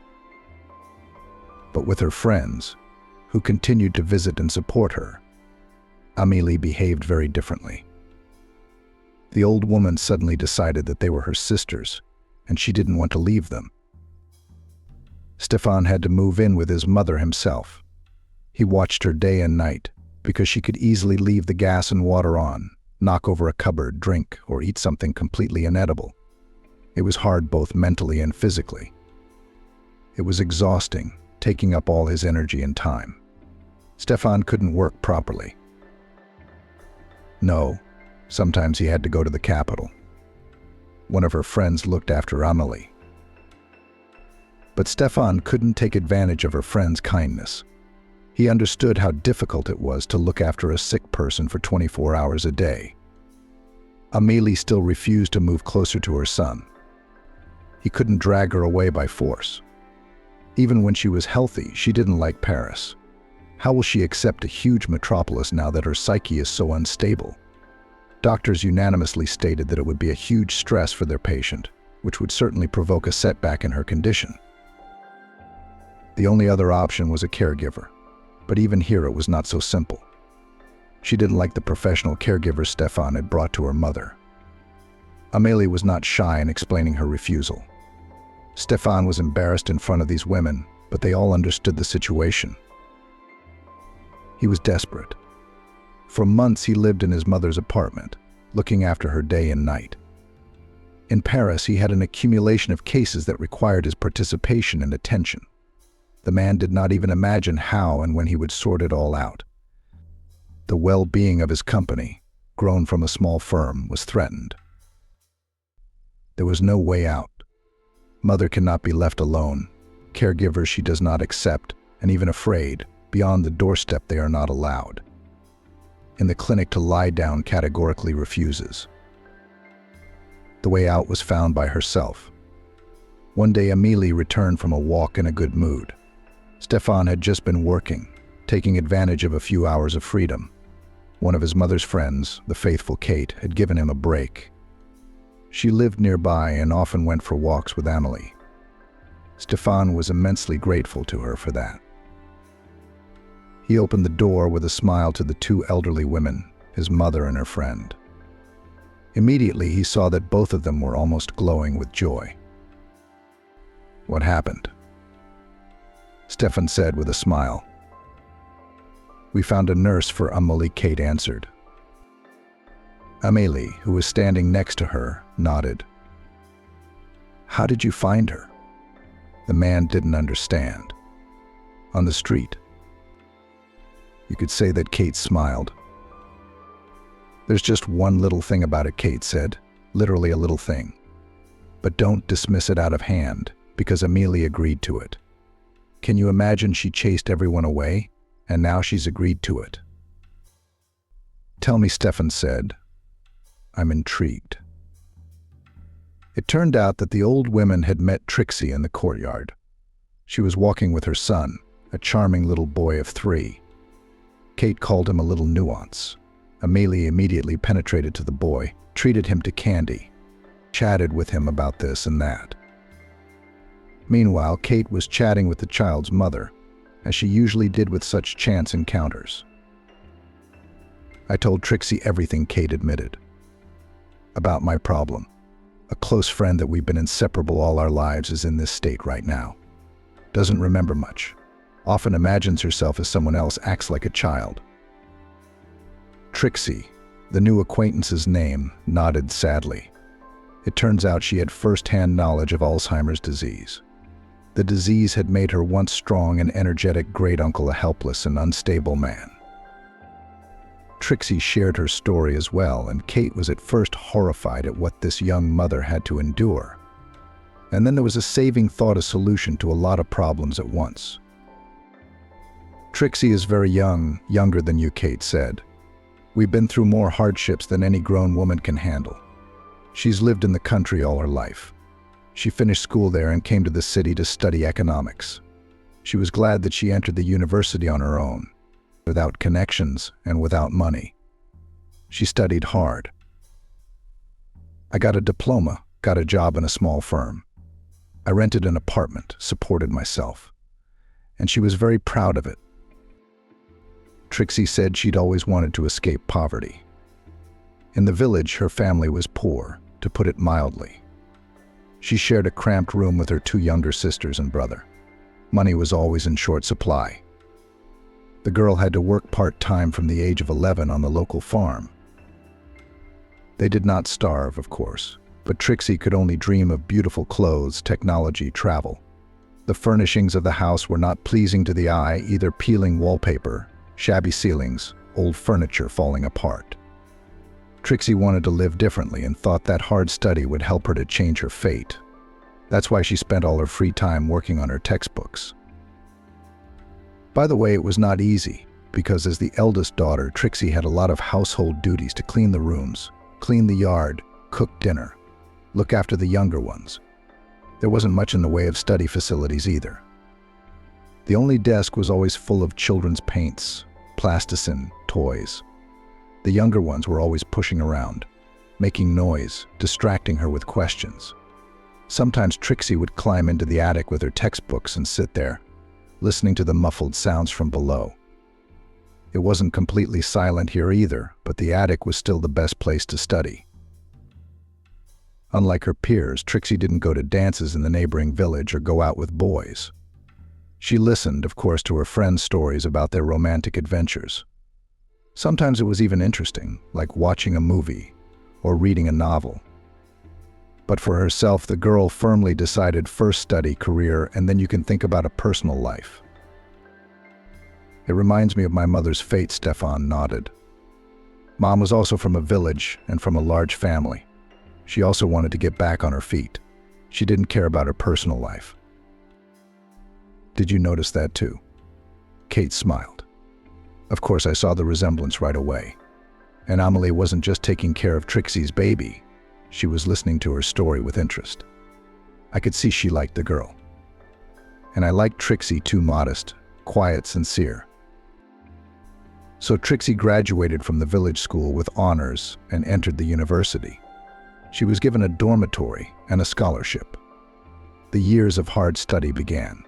Studying was hard, but Trixie loved it. She took complex formulas and theorems as a challenge and always won in the end. During her student years, Trixie didn't pay much attention to guys either. She was a pretty girl, slim, tall, with elegant, huge green eyes, long hair the color of ripe wheat, a wonderful honey-colored skin tone. Trixie is still a beauty. Amelie smiled. It was the first time she had entered into a conversation since returning home. Beautiful, though life had not treated her well. But she'll be all right now. Yes, Trixie is a very attractive young woman, Kate confirmed her friend's words. And of course, when she was a student, she had her admirers. But the girl had made up her mind to finish university and get on her feet first, and then think about love, and went to her goal. Her friends offered Trixie other options to get a foothold in the city and live far from poor, to find a wealthy man and decide him. Only such methods were not for Trixie. She wanted to be sure of her well-being. And how can you be sure of it if your well-fed life depends on another man? Anyway, after graduating from university with honors, Trixie started looking for a job. And she found it almost immediately. She got a job as a labor economist in a local successful firm that installs air conditioners. The salary offered to the young specialist was decent, especially if to compare it with the scholarship, on which Trixie had to survive all these years. After all, there was nothing to count on the help of relatives. Her parents barely made ends meet. On the contrary, her mother and father had managed to instill in their eldest daughter that she owed it to them, that she had to support the family when she made it in the world. After all, they had raised her. Trixie supported them at first. She bought presents for the younger ones, transferred money to her mother's card. But when she needed help herself, the family turned away from her. Trixie, a young and very pretty employee, was immediately noticed by Ben, a senior manager of the purchasing department and the son of the owner of the company. The young man, of course, felt like a prince in the office. In fact, he was a prince. Ben had been surrounded by luxury since he was a child. He was used to the fact that all his wishes were always fulfilled. By the time he was 26, the guy had a beautiful life. He wanted something new, something unexplored. And then Trixie got a job with him, a modest beauty with huge eyes and a sharp mind. Of course, it wasn't her looks that interested the young man. No, he had dated both models and actresses. A pretty face was not going to catch him. Rather, he was attracted by the special charm of the young new employee. Her behavior, atypical of most girls, intrigued Ben. He wanted to solve Trixie's mystery, to understand her, to get to know her better. That's why he went on the offensive. And Trixie? She was just at the age when it was time to think about a soul mate. Most of her acquaintances were already married and raising children, and she wanted family happiness too. All the more Trixie thought that she had already achieved a lot. She had studied, worked, and supported herself. Trixie was tired of making her way through life alone. She dreamed of a close person, drew an image of a man to talk to in the evening, who would embrace her after a hard day's work. That's where Ben came in. He was very skillfully courting a young female employee. You bet the guy was a pro at it. Flowers, nice surprises, exquisite compliments, admiring glances. Ben knew how to surprise any girl, and was proud of the fact that he could find an approach to everyone. But he'd never met anyone like Trixie before. It was not an easy task, but it was even more interesting. In the end, of course, Ben managed to make Trixie fall in love with him. They started dating. The girl didn't realize that Ben was the son of the owner of the firm. If she had, she might have been more careful. Then she realized it, of course, colleagues at work, noticing that Trixie began a relationship with Ben, told her who his father was. But it was too late. Trixie had fallen head over heels in love. The girl could not imagine her life without Ben. He actually lived in her apartment, and Trixie was completely satisfied with it. The young people had been together for about 2 years. Probably Ben really had strong feelings for Trixie. Before, his affairs had lasted 6 months at the most. But here Ben wanted to take care of someone for the first time in his life. That's what Trixie had taught him, by the way. She cooked him delicious meals, took interest in his affairs and well-being, and didn't demand anything in return. On the contrary, when Ben gave her something, the girl was very touchingly embarrassed. Of course, the father eventually learned about his son's affair. At first, the man did not attach much importance to it. Ben was young, in love, well-to-do.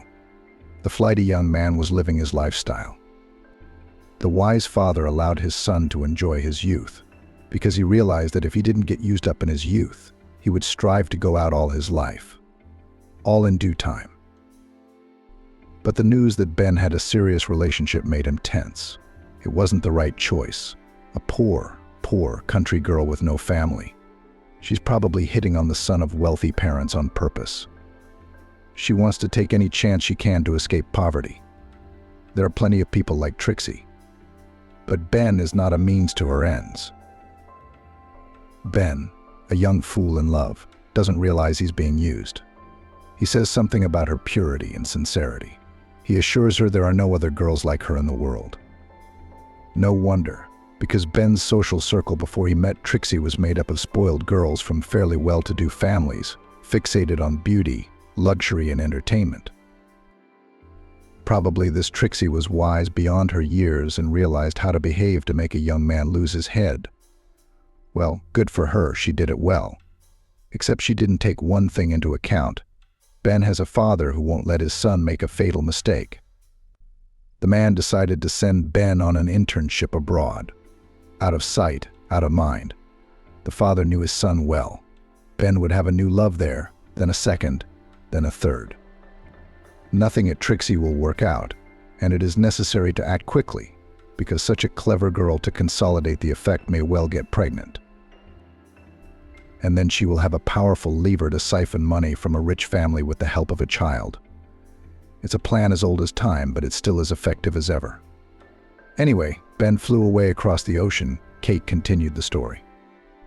Amelie listened attentively to her friend and shook her head. In her eyes, she clearly read pity for the main character of the story, Trixie. just like in the Carlson cartoon. He flew away, but he promised to come back. He didn't, Emily said. Just as the wise parent expected, Ben met the next girl of his dreams across the ocean and decided to stay by her side. His father even helped his son start a small business in another country so that he could support himself and his new lover. The man always backed up the only child, did everything to make his life bright, trouble-free, happy. But Trixie had no one to help her. The girl, unlike Ben, very soon found herself in a desperate situation. Soon after the departure of her beloved, Trixie suddenly realized that she was expecting a child. They did not plan to have children yet, so the news did not become for Trixie joyful. On the contrary, the girl felt fear Ben wasn't around and wouldn't be for a long time. The internship was planned to be long, so necessary for Ben's career. Trixie understood, but still felt pain and longing in her soul, not seeing her own face for so long. And then Ben had deleted himself from everyone's social media. Explained that it was work-related. The connection with him was almost cut off. Trixie felt abandoned and alone. She really missed her lover. The girl even began to save her paycheck, money for a trip to the city where Ben now lived and worked. And suddenly such news. Pregnancy, and the term was not small. Trixie hadn't noticed the obvious signs in time, too caught up in her longing for Ben. She blamed the malaise on stress, the delay, hormone imbalances. It had happened to her before. She hadn't expected to see 2 bright stripes on the drugstore test she'd bought just in case. The next morning, Trixie went to the doctor. I don't know if the test was wrong. Trixie was sent to the ultrasound, where it turned out that she was already in the 2nd trimester of pregnancy. The future mother was even told the sex of the baby, a boy. It took Trixie a long time to get used to the idea, and she didn't even think about abortion. First of all, it was too late. Secondly, even if the term allowed, she would never get rid of this child. Trixie already loved him, and loved him with all her soul. Too bad there's no way to contact Ben. He has no idea he's about to become a father. Surely Ben will be happy when he finds out they're having a boy. I mean, most guys dream of having sons. Trixie didn't know, and couldn't have known, that at this time her favorite man was already courting his future wife. A beautiful girl from a wealthy family, the union with which the boy's father entirely approved. No, Ben genuinely loved Trixie when they were together. The lad was quite honest about that, but his father was right about his son. The guy was characterized by his windiness and carelessness and couldn't stay alone for long. Trixie didn't know what to do, how to contact Ben. He wasn't on social media now. The guy's phone wasn't answering. He must have had to change his number. Strange that he hadn't warned her. Even weirder that he didn't call her himself. One day the girl plucked up her courage and went to the central office to see Ben's father. If anyone could tell her the truth about him, it was only him. It was not an easy step to take, but Trixie had no choice. Time was running out and the due date was fast approaching. It was impossible to survive on maternity pay. It was barely enough money for a rented house. And the baby needs a father, needs a family man around from the first days of life. Trixie can't handle a baby alone. So one sunny June morning, Trixie went to the office of the boss and owner of the firm where she worked to meet Ben's father. Upon seeing him, Trixie's stomach was already showing. The man had figured it out, Kate pronounced. He spoke to the girl rudely and ugly. He said right off the bat that she wasn't the first. Allegedly, she was pregnant by his son, and that he'd met dozens like her. He said that his son was in the middle of wedding preparations in another country, and that Ben wasn't coming back. When Trixie said they could do a DNA test, so there was no doubt about it, the man got angry.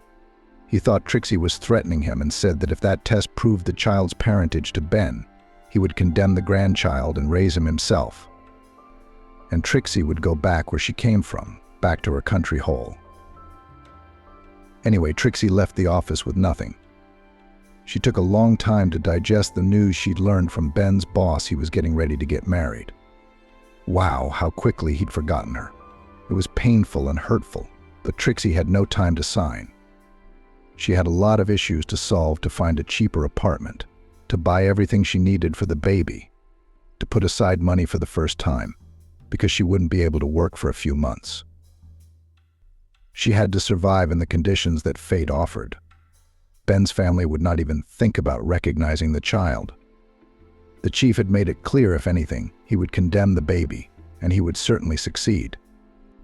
He's got money, power, connections on his side. Trixie was no match for such a man. Trixie decided to stay out of the sight of such men. She was afraid of Ben's father now. She dreaded the prospect of being without the son she had grown to love with all her soul. Soon Trixie was hit with a new misfortune. She was fired. She was dismissed as a pregnant woman under the article incompatibility with her position. With such an entry in her labor book, and even with a small child in her arms, no employer will definitely not hire her. Ben's father was probably taking revenge on the one who had caused him so much trouble. Trixie had to rent a tiny room on the outskirts of the city and work unofficially as a cleaner until the birth. She couldn't have gotten another job anyway. Pregnant, and with such a record in her employment book, Trixie had a small financial safety cushion. The money she'd been saving for a trip to see her lover, but it had run out 3 months after little Edward was born.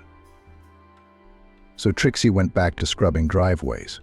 She carried the baby in a carrier, carrying him from floor to floor to floor, down corridors, platforms, stairs, and at the same time singing lullabies or telling Edward stories. It was hard, but there was no other way out. The family, of course, didn't help Trixie's predicament. On the contrary, she received more reproaches than from Ben's father. She was called a disgrace to the family. Trixie, in dire need of support, was hurt to tears to hear these words. Her parents made it clear that she had disappointed them. They had hoped that their daughter would become a great person, help the family financially, and everything was going that way at first, and she dared to get into such a situation. Then the baby grew up, and it got easier, Kate continued. Edward is such a bright, serious little boy. He's just a baby. He helps his mother with everything. Trixie could work more now, and earn more money. So she and her son moved here from a bad neighborhood. Trixie rented a better apartment and continues to work as a cleaner, and at the same time is studying for a programmer on some free program. She's unlikely to be hired as an economist now, after this entry in her labor record. And there are more opportunities to earn money as a programmer. So Trixie's doing her best for her son. But it's hard for her to clean the entrances and study. You can see how tired she is. We feel sorry for her, Anomaly. We're good judges of character. We knew right away that Trixie was kind and honest. But she'd had some bad luck in life. That's an amazing story. Stefan shook his head. Can we make a movie about Trixie's life? You don't know the most important thing, Kate smiled mysteriously. Your mom Amelie suggested a wonderful thing. She asked Trixie if she would be her nurse. She offered. Stefan wondered. She's good at it. I didn't realize it right away. I couldn't think of a better option. Trixie is honest, kind, and attentive. She'll talk to Amelie and remind her to take her medicine on time. And she's gentle, kind, smiling.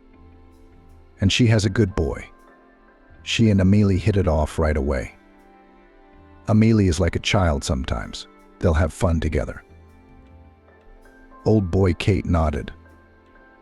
And Trixie, instead of scrubbing floors, will study in peace and look after your mother. It doesn't take much physical labor, and it doesn't take much time. And you'll offer her a good salary, of course. With what? See how good that makes everyone feel. Kate's eyes brightened up. She thought it was a wonderful idea. Amelie also thought it was a good idea. But Stefan was still hesitant to let a complete stranger from the street into the house. I don't know what she'd told the two old ladies. Maybe Trixie was a liar, but she had decided to give the old ladies a good talking to, and they didn't know what was what. How smart is it to fool old ladies, one of whom has such a serious illness? But I need to meet Trixie. Ask her a few questions, talk things over. She's going to work now, but she'll come by tonight, Kate said. I've got an 8 o'clock appointment with her. So wait. Trixie promised she'd come by. I'm sure you'll like her. The doorbell rang around 8. Stefan opened it. A young woman stood on the doorstep. Slim, pale, with a tired face but a shy smile. By the hand she held a little boy. Here he looked quite happy and confident. He smiled broadly at Stefan, looking him straight in the eyes. The man felt warm inside. This child was quite charming. Hello, the woman said. I'm Trixie. You've probably heard about me, haven't you? I'm here for a job interview. Come in, Stefan said with a reassuring smile, and let the guests into the apartment. All three of them settled in the living room. Amelie, having taken another dose of medication, slept in her room. She would sleep until about 9 o'clock. Then 2 hours awake, her medication, and then back to sleep, Stefan explained. Amelie has a difficult schedule and a very complex character, corrected by her illness. Not any caregiver could cope with her. I can barely manage myself. But Kate was confident Trixie could do it. I know your story, Stefan said, looking at Trixie. Her son was looking around with lively curiosity. Stefan liked having a child in the apartment. Somehow it made him feel lighter. Good, Trixie nodded. So you understand how much I need this job. I'll do my best not to disappoint you. Amelie and I have hit it off, Stefan smiled. It was surprising because she had rejected so many professional caregivers. All of them had something wrong with her. Did she take to you right away? I think she's a wonderful, kind person, Trixie shrugged. I'm glad you think so. Mom has a very special schedule. She has to be on a strict regimen, taking her pills by the hour, or her condition will worsen. I also read to her twice a day, the first time a newspaper with news, the second time something from the classics she chooses. I see, I've already mapped out Mom's day for you. Can we start tomorrow? You're really taking me? A smile lit up Trixie's pretty face. Just like that. Stefan grinned. 2 old ladies have made me such a spectacular advertisement. Trixie laughed. You see, that's the thing. I don't know if you realize that the baby will be living here with me, of course. With you and my mother. Stefan said calmly. That's out of the question. Thank you. The young woman's eyes expressed gratitude. I think she almost cried. Perhaps fate had treated her unfairly. If Trixie is so happy about this job, it's not easy to look after someone with such a disease. Trixie knows what she's getting into, and she's still excited about it. Trixie and the baby showed up the next morning. They didn't have much with them, just a couple of backpacks and a small travel bag. Good morning, Stefan smiled. You're just in time. Make yourself comfortable, get settled in. Mom will be up in an hour. I've written out her day in detail. He put the sheet on the kitchen table. Good, Trixie nodded. Oh, and if you need anything, call me any time of the day or night. I'm leaving for the local office right now. Now I finally have time for a full-time job. I'm staying here in my old apartment for a couple days. Of course. I'll visit you every night. I'll see how you're doing, and if all goes well, I'll go back to New York, but I'll stay in touch with you, of course. Yes, I see, Trixie smiled. Everything will be fine, don't even doubt it. And things did get better. Stefan, who was still in his hometown for a couple days, made sure Trixie was doing fine. Amelie looked happy. She was in an elevated mood the whole time. She liked both Trixie and her adorable baby boy. Trixie was happy too. This job is a gift from heaven and a reward for all my toil and suffering, she told Stefan more than once. It's a pleasure to look after your mother. We talk a lot. She sometimes recalls stories from her life, and it's interesting to hear about her years as a teacher. Amelie is very intelligent and sensitive, and she and Edward are very good friends. They can play together for hours, they can build constructors or draw something. It's good that everything is so wonderful. Stefan was genuinely happy. The apartment was now cozy, warm, and somehow attractive. Stefan came in the evenings to visit Amelie and ask Trixie how things were going, and then he didn't want to leave at all. But Stefan couldn't stay either. It would probably embarrass Trixie. Everything's great, Trixie smiled. Amelie and I are walking, reading, talking, even cooking together. Turns out she remembers a lot of recipes by heart. True, she can't always retrieve them from memory, but the insights happen while she and Edward play or draw. I study quietly. I can't tell you how grateful I am for this offer. It's a lifesaver for Edward and me. I'm grateful to you, Stefan replied sincerely. You make my mom's life happy, and you give me my freedom. I have to get back to New York. I have so much to do there. Stefan flew home with a peaceful heart. Immediately, he was overwhelmed by a mountain of problems. The business had gone too long without the owner's close attention. Stefan plunged headlong into work. The rubble was gradually getting smaller. Even breathing became easier. Every evening he called Trixie via video link. She would tell Stefan how his Mother's Days were going. Sometimes Amelie would come to the screen herself. Sometimes she recognized her son, other times she didn't. It was scary and painful. It must be impossible to get used to. Despite the treatment, the disease progressed. To top it all off, there were heart problems. Strong drugs had side effects on the whole body, but you couldn't do without them. Trixie took Amelie to the hospital, gave her pills by the hour, put her to bed on time, and looked after her. She seemed to genuinely feel sorry for the elderly woman who had suffered such a serious illness. Trixie helped Kate. Sometimes she was joined by other friends who lived farther away. All of them, like Amelie, had also grown to love Trixie and her son.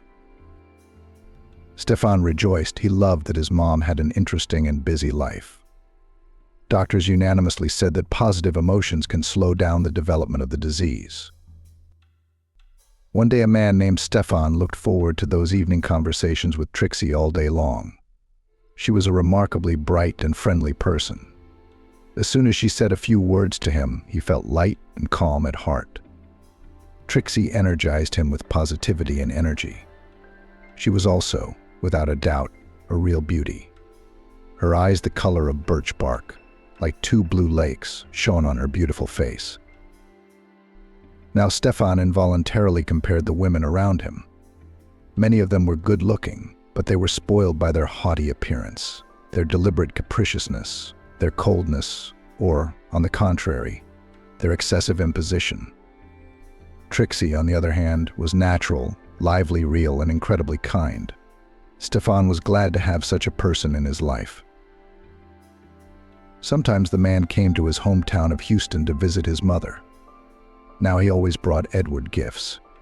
It was so nice to choose cars, radio-controlled toys, robots, constructors in children's stores. It turned out that there were so many interesting toys now. It was even more joyful to see the boys' eyes light up with delight. Then they worked out together how to control another machine and what actions can be performed by a cool robot. That was interesting too. Edward was really reaching out to Stefan. He must have missed the attention of a boy.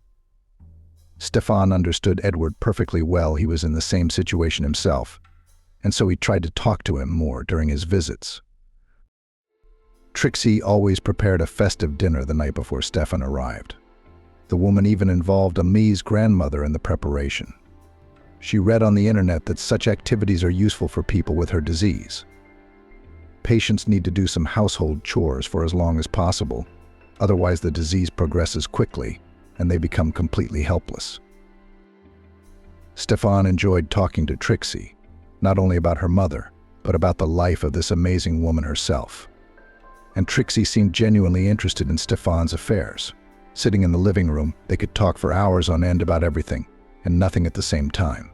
Little Edward would pop up every now and then and insert his own lines. which both adults laughed lightheartedly at. Stefan loved those evenings with all his soul. Each time he wanted to stay in Houston longer, but business required his direct involvement. So the man returned to New York. One day, Stefan's former classmate Tom, who for a long time had been almost the man's only best friend, invited him to a wedding. Tom did not go anywhere, so he stayed to live in his hometown. He opened his own business here, in which he was very successful. Stefan repeatedly called him to New York, drawing him tantalizing prospects. But Tom always replied that he was fine at home. He wasn't attracted to the capital, so Tom got married. They decided to have a large-scale celebration with hired artists, a spectacular show program, dancing until morning. And of course he invited Stefan to the party. He of course agreed, put aside all his business, and came to his hometown. He was excited about the upcoming celebration and the opportunity to visit his mother and Trixie. On the eve of the celebration, Tom called Stefan and shocked him with the news. You see, friend, you don't have to come to the wedding alone, but with a girl. Why is that? Stefan wondered. Tom had never made such a demand before. Here's the thing. One of DG's relatives won't be able to make it. It's an urgent business trip. It's an influential person. But his spouse is going, and he's only letting her go on condition that all the men are with the ladies. Jealous. Otherwise he won't let his wife go. Now that's a tough patriarchy. Stefan stretched out. It's commonplace here in the province, so far, Tom joked. Not like what you've got up there in New York. Where am I going to find a girl? Stefan stretched out confusedly. I don't have anyone right now. Call one of ours over there. Kira, she's kind of divorced. I don't think anyone would mind going to a party with you. I mean, it's just a formality. Okay, I'll think of something. Stefan agreed. Don't worry, I'll be there as agreed. Pressing the reset button, the man thought for a moment. Why are you upset? Emily asked. Stefan flinched. His mother had been sitting next to him during the conversation, but she looked absent. It seemed to him that she was in her own world again. But Amelie seemed to have heard and understood everything this time. Tom says I should bring a girl to his wedding. I don't have anyone in mind. What do you mean, you don't? The old woman was surprised. Well, Trixie, invite her. It's good for her to get away. Trixie. But of course, as Stefan hadn't guessed right away, thinking about spending the whole day with her at such a lavish celebration, the man rejoiced. It was going to be a wonderful time. Trixie flushed to the roots of her hair when she heard Stefan's proposal. I don't know, she said. I don't feel comfortable. And Amelie and Edward, you can't leave them alone all day. Don't worry about Kate taking care of the family. I'll make arrangements with her, so I'll do it. Of course, Trixie said, smiling. It's probably been ages since I've been anywhere. Let's make up for it. Please, Stefan said. I'll be ready by 10 tomorrow, and I'll pick you up. In the morning, a complete stranger, Trixie, jumped out of the driveway. Stefan had never seen her like this before. She wore a flowing dress of a lovely emerald hue that suited her eyes. It fitted her slender figure beautifully, the wide satin hemline emphasizing her slim waist. The belt emphasized her slim waist, and her wrist was adorned with massive bracelets of dark green stones. All of these things Trixie had rented from her daughter Kate.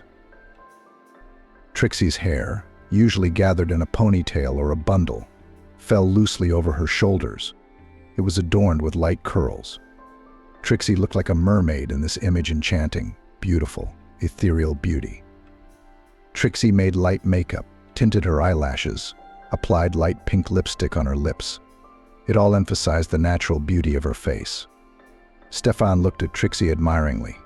He didn't want to take his eyes off her. Yes, he had always seen that she was beautiful, but today he was still amazed. at the sight of this marvel you are. You look absolutely marvelous, Stefan said. He couldn't find the words to express his impressions of what he had seen. Thank you, Trixie smiled, and surprisingly, she didn't look embarrassed. As usual, she didn't avert her eyes. They pulled up in front of the old registry office. It was the only place in their town where marriages were registered. Parking was hard to find. Tom had warned them that there would be a lot of guests. Stefan took Trixie's hand and led her past the dressed-up people to the right hall.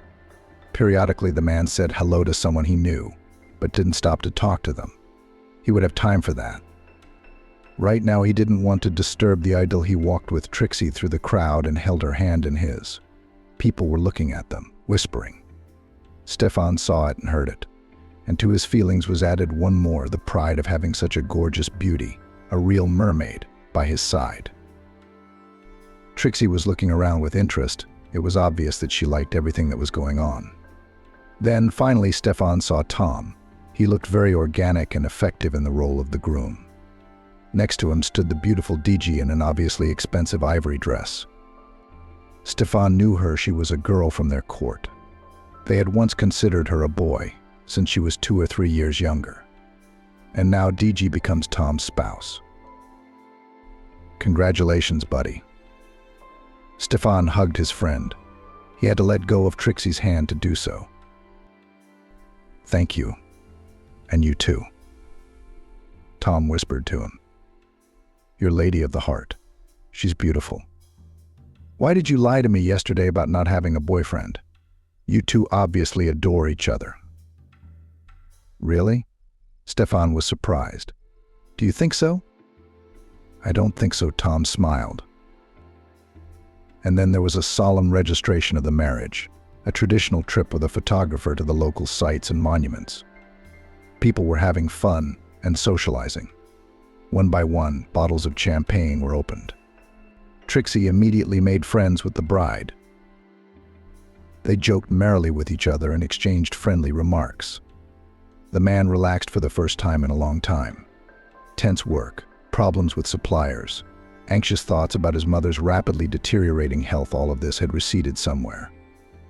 He was having fun with his friends, laughing at the jokes of others and joking himself, enjoying the closeness of his beautiful companion. And she, it seemed, also felt in a pair with him organically and naturally. The first part of the wedding was over, and everyone went to the restaurant.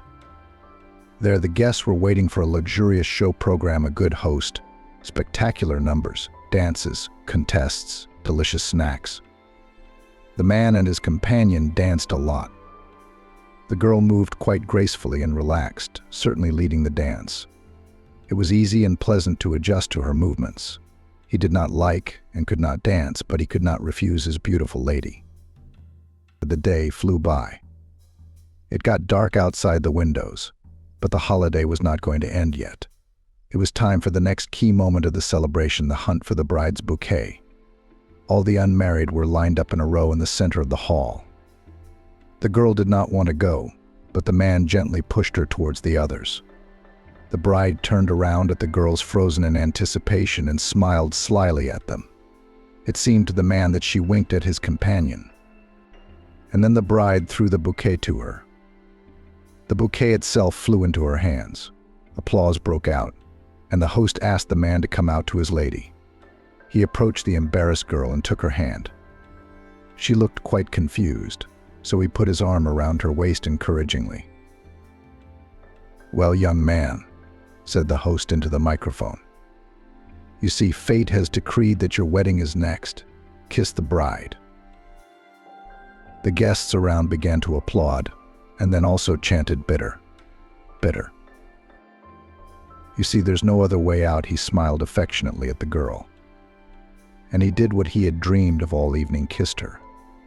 She was at first a little embarrassed in his arms, but then she embraced the man, pressed herself against him, and answered the kiss. Stefan wanted that moment to last forever. But sure enough, after a few moments, Trixie pulled away. She was looking at the man in a kind of frightened way. This is the most beautiful kiss I've ever seen, the host continued to broadcast. Everything is going to be great with you guys." Stefan led Trixie by the hand to the back of the room where there were fewer people. He wanted to say something to her, to cheer her up, to ease the awkwardness after the kiss, but he couldn't find the words. The man was overwhelmed with emotion. He suddenly put his arms around Trixie again and tried to kiss her, but she gently pulled him away. No, Trixie shook her head. "You're my employer, I'm a subordinate. I've had an office romance before and I know how it ends. I can't lose this job, do you understand?" Stefan nodded. Trixie had a right to distance herself. Only were they really just employers and subordinates. What about their heart-to-heart talks, the companionship that made both of them feel warm? What about that kiss, which Stefan was sure had brought pleasant emotions to her too? What about the hand in his palm? The rest of the evening passed without incident. Trixie was always there for him. She was also smiling at Stefan, taking his hand again. The man admired her, caught her glances and smiles, watched Trixie's graceful movements, and fought the urge to hug and kiss her again. The man realized he was in love. In love for probably the second time in his life. And Trixie seemed to sympathize with him too, but she was afraid. There was too much at stake for her in the event of another mistake. Stefan made no more attempts to hug or kiss Trixie. He was just acting like a good friend again. He didn't want their relationship to lose its ease, its naturalness. Let things go the way they were going. After the party, Stefan took Trixie home in a cab. "Thank you for a wonderful evening," the beautiful woman smiled at him as she got out of the car. "I'd never been to an event like this before. I guess I felt like Cinderella when I got to the ball." "I'm glad you liked it," Stefan nodded. Then the man went back to Chicago. And everything went back to the way it had been. Busy work, evening calls with Trixie, socializing with friends and coworkers. Only now Stefan thought about Trixie all the time. He remembered her green eyes shining with delight, her hair flowing down her back, the warmth of her palm in his hand. And of course he often returned to that kiss in front of the crowd of guests. That kiss had changed many things. It had made Stefan realize that he was really in love with Trixie, and there was no use in resisting that fact, and no reason to lie to himself. Except Trixie was afraid of getting burned again, and was holding on to her job very tightly. She had already had a situation in her life, when an affair with the boss's son had hurt her and ruined all her plans. Of course, the woman didn't want to repeat, especially since Trixie was now responsible not only for herself, but for Edward as well. But did she really think Stefan was capable of such meanness, that he could do to her what her old boss or his son had done to her? During the conversation over the video link, Trixie was on her usual behavior. She was friendly, cheerful, and smiled a lot. True, she'd been giving Stefan a lot of unhappy news lately. Amelia's condition was worsening. And it wasn't even about the main diagnosis Trixie shared. Everything was going more or less smoothly. The old woman was managing to look after herself. Her speech was still intact. Although the doctors had predicted that would have happened a long time ago, her heart was a concern. This morning she had another attack. I called an ambulance. They came, gave her a shot. I asked what to do to help her, how to relieve her condition. Because this is the third attack in a month. But they answered the same as always: what do you want? Age. Nobody lives forever. That's the answer, Stefan said. I'll get her into the cardiology center in New York. He felt sorry for his mom, who was clearly agonizing and suffering. He was also worried about Trixie. Stefan remembered well the indifference of the local doctors and their attitude toward elderly patients. And his heart was also gripped by fear of losing the person he loved the most. No, he understood, of course, that nothing lasts forever under the moon, but he was not ready to part with his mother right now. Stefan managed to get a consultation with a famous professor cardiologist. He won a place for his mother in the best cardiac center in the country and rented a special car for transportation of elderly and seriously ill patients. All this cost him some labor and took time. As it turned out later, there was almost no time. Even later, after the worst of it had happened, Stefan had chastised himself for dealing with all these issues instead of spending his last days with his mother. Trixie soothed him, hugging him, stroking his head like a little boy. "Yeah, you're right, of course. How could you have known it would happen like this? I mean, you hoped for the best and did everything you could to get your mom fixed. It didn't work. Not in time," she said. When everything was almost ready to move Amelie to New York, Stefan received a phone call from Trixie at an odd hour. The man immediately knew he was in trouble. Usually they communicated in the evenings, and then suddenly there was a call in the morning. Something had obviously happened. "Amelie's in intensive care," Trixie said in a broken voice. It was obvious she could barely contain her sobs. She'd gotten sick last night. "I thought it was another attack, called the ambulance, and there was a heart attack. She's in serious condition, needing intensive care. So we can't move her. We can only rely on the professionalism of the local doctors." Stefan wanted to fly home, to sit by his sick mother's bed, to talk to her. But Trixie said that Amelie was in a coma, and there was no need for an emergency visit. Stefan obeyed Trixie. He finished all the important things at work. Immediately after that, he packed up and went to his hometown. The man lived here for about a week, stayed in his apartment. It was hard for him to return to the house, where his mom was not there now. And he didn't want to see Trixie. She shouldn't have seen him so upset, so scared, so helpless. The man had been in touch with the doctors the whole time. He'd procured the necessary medications and even equipment for her mom, constantly inquired about her well-being, brought the best doctors to the hospital. But Amelie's condition, despite all these efforts, remained stably serious.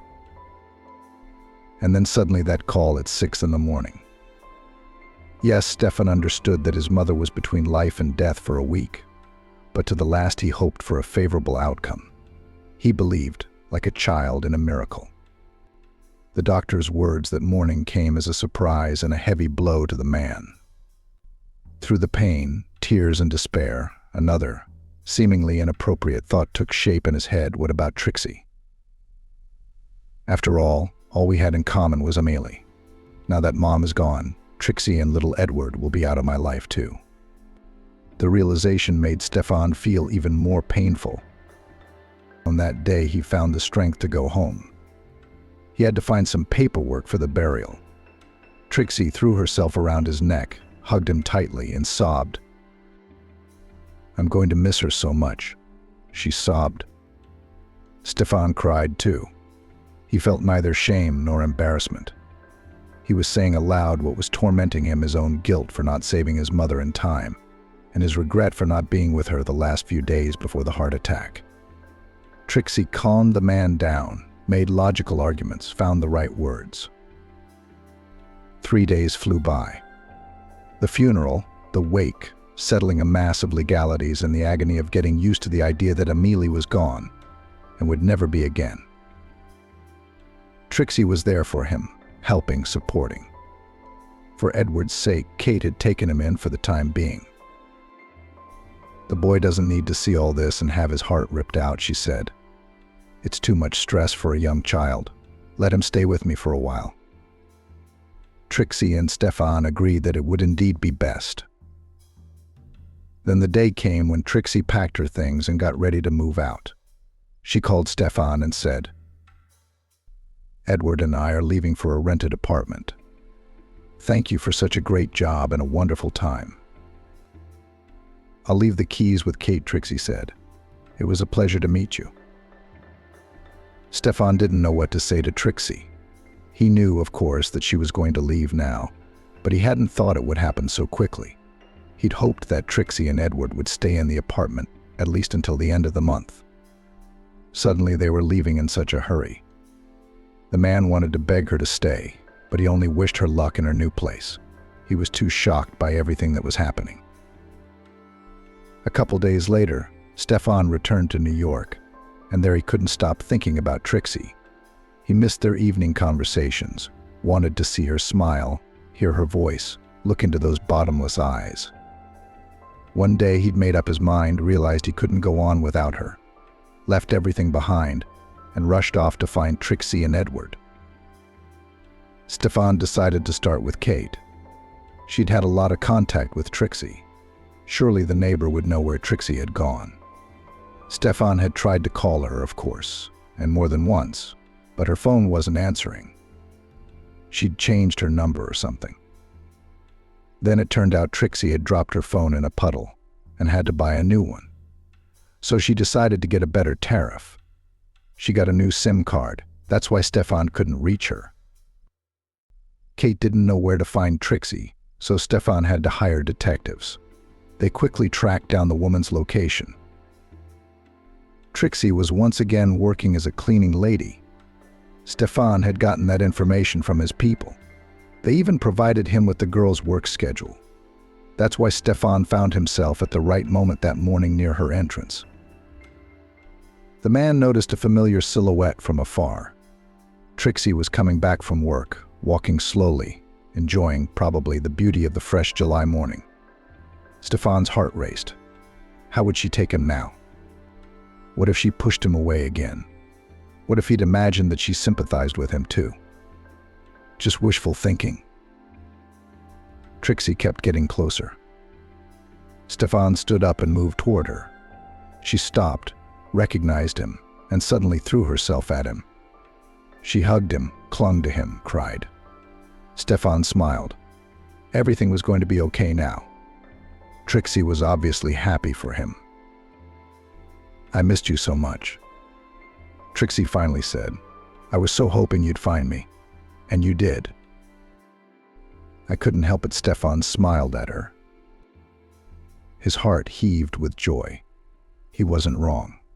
Trixie really loves him. "Remember when you caught the bouquet at the wedding?" he said. "You can't break tradition. How could I not find you after that?"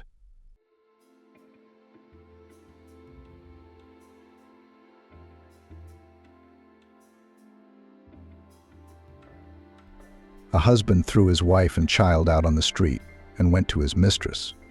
If only he knew what awaited him. Thursday evening in the apartment, located in one of the hundreds of ordinary residential high-rise buildings, again heated argument broke out.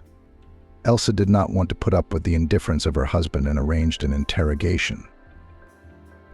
"Yes, everything is fine with us," as he could, he fought back. "I'm just tired at work." Elsa was not satisfied with this answer. "Your job hasn't changed for 2 years, and you weren't tired before, and now all of a sudden you are."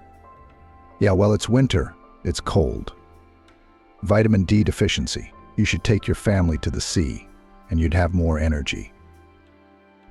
Instead of an answer, Elsa got only a familiar sour look on her face.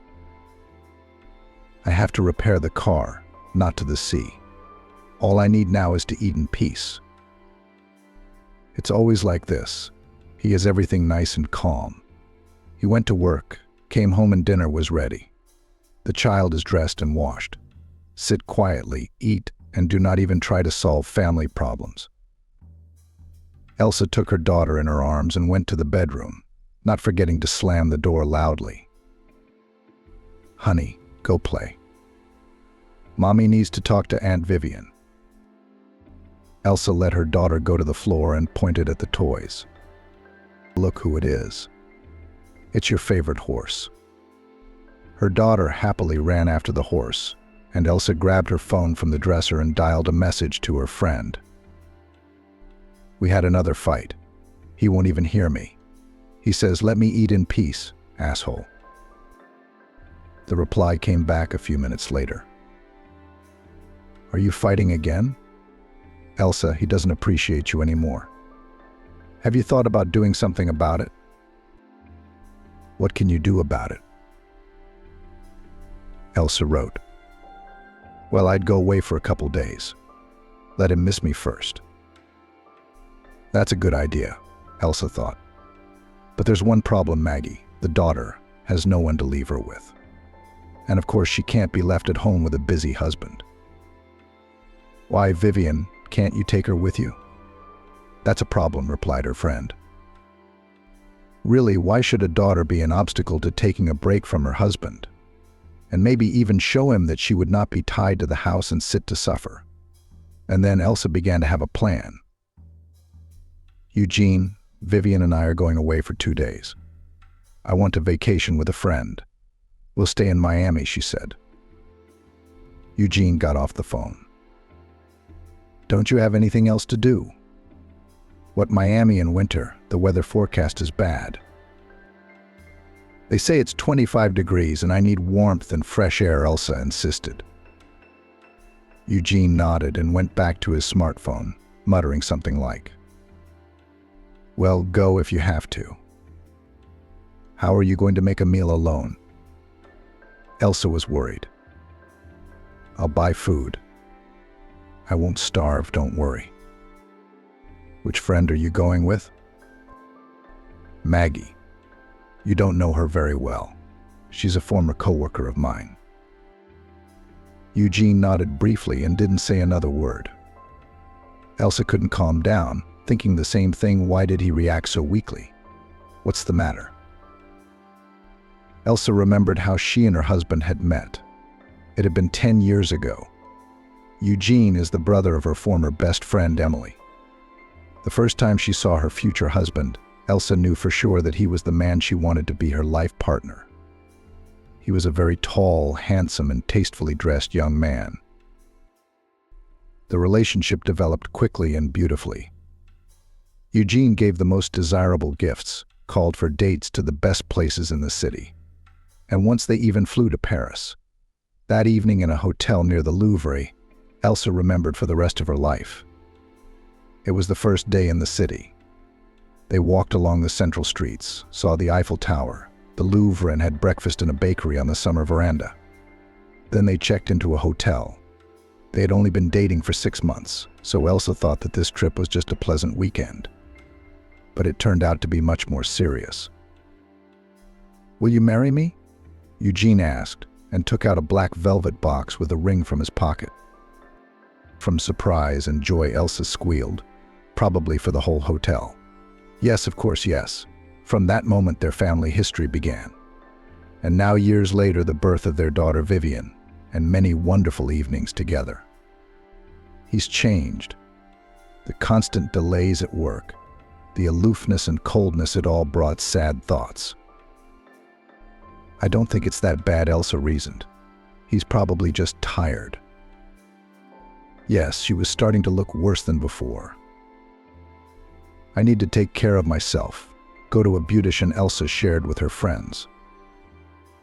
She read a lot of informative women's magazines and articles, and every second said about the need to be a good wife, to take care of themselves, cook a delicious dinner, and most importantly, do not interfere with her husband in the evenings. Elsa honestly tried to do all this, but the relationship was getting colder every day. On the eve of a trip to Miami, Eugene suddenly hugged Elsa as she was arranging dinner on plates. "You know, I've been thinking things haven't been going very smoothly for us lately. I was wrong. I'm sorry. Are you getting tired with your daughter? Maybe since you're already going to Miami, you could stay a little longer. We've been working so hard for so long. For what? To be able to rest. Get yourself a nice room for a week." Elsa looked at her husband with surprise. "But shouldn't we vacation together?" "We still will. But it's a lot of work right now. A total jam, you know. Gotta make money for us, for our daughter." Eugene pulled Elsa to him and kissed her.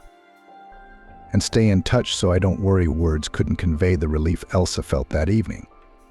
It was as if the lump in her chest had stopped pressing, constantly reminding her of herself. She grabbed her phone and texted Maggie, "You know, maybe I'm overreacting and we're fine. It's just that he's tired and so am I." That's what happens when a couple is together for so long. All evening, Elsa flew around the apartment in high spirits, packing for herself and her daughter. Vivian played quietly with her toys and hummed something in her baby language.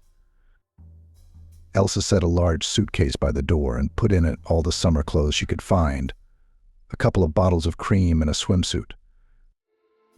"Why do you need such a big suitcase?" Eugene asked, coming into the room. "How was your week of vacation? I want to have dresses to wear, pretty blouses." And here Elsa pointed to the second part of the suitcase. "Here's just Vivian's stuff. Can you carry all this to the terminal from the airport to the hotel by yourself?" "I thought you were walking us to the airport," Elsa said reproachfully to her husband. Eugene scratched his head. I'll call you a cab. Why should I go to see you off if you're going to check in 5 minutes anyway?" "But I'd love it if you could see me and my daughter off. I need help with the suitcase and the stroller. It's going to be hard to carry all that stuff right away." "Well, I'll see if I can get a day off in the morning. You're the head of the department. Can't you spare an hour to do it yourself?" "No," Eugene shouted. "I'm actually working. If I'm going to go off for every little thing, no one's going to keep me there." Elsa threw her things into her suitcase.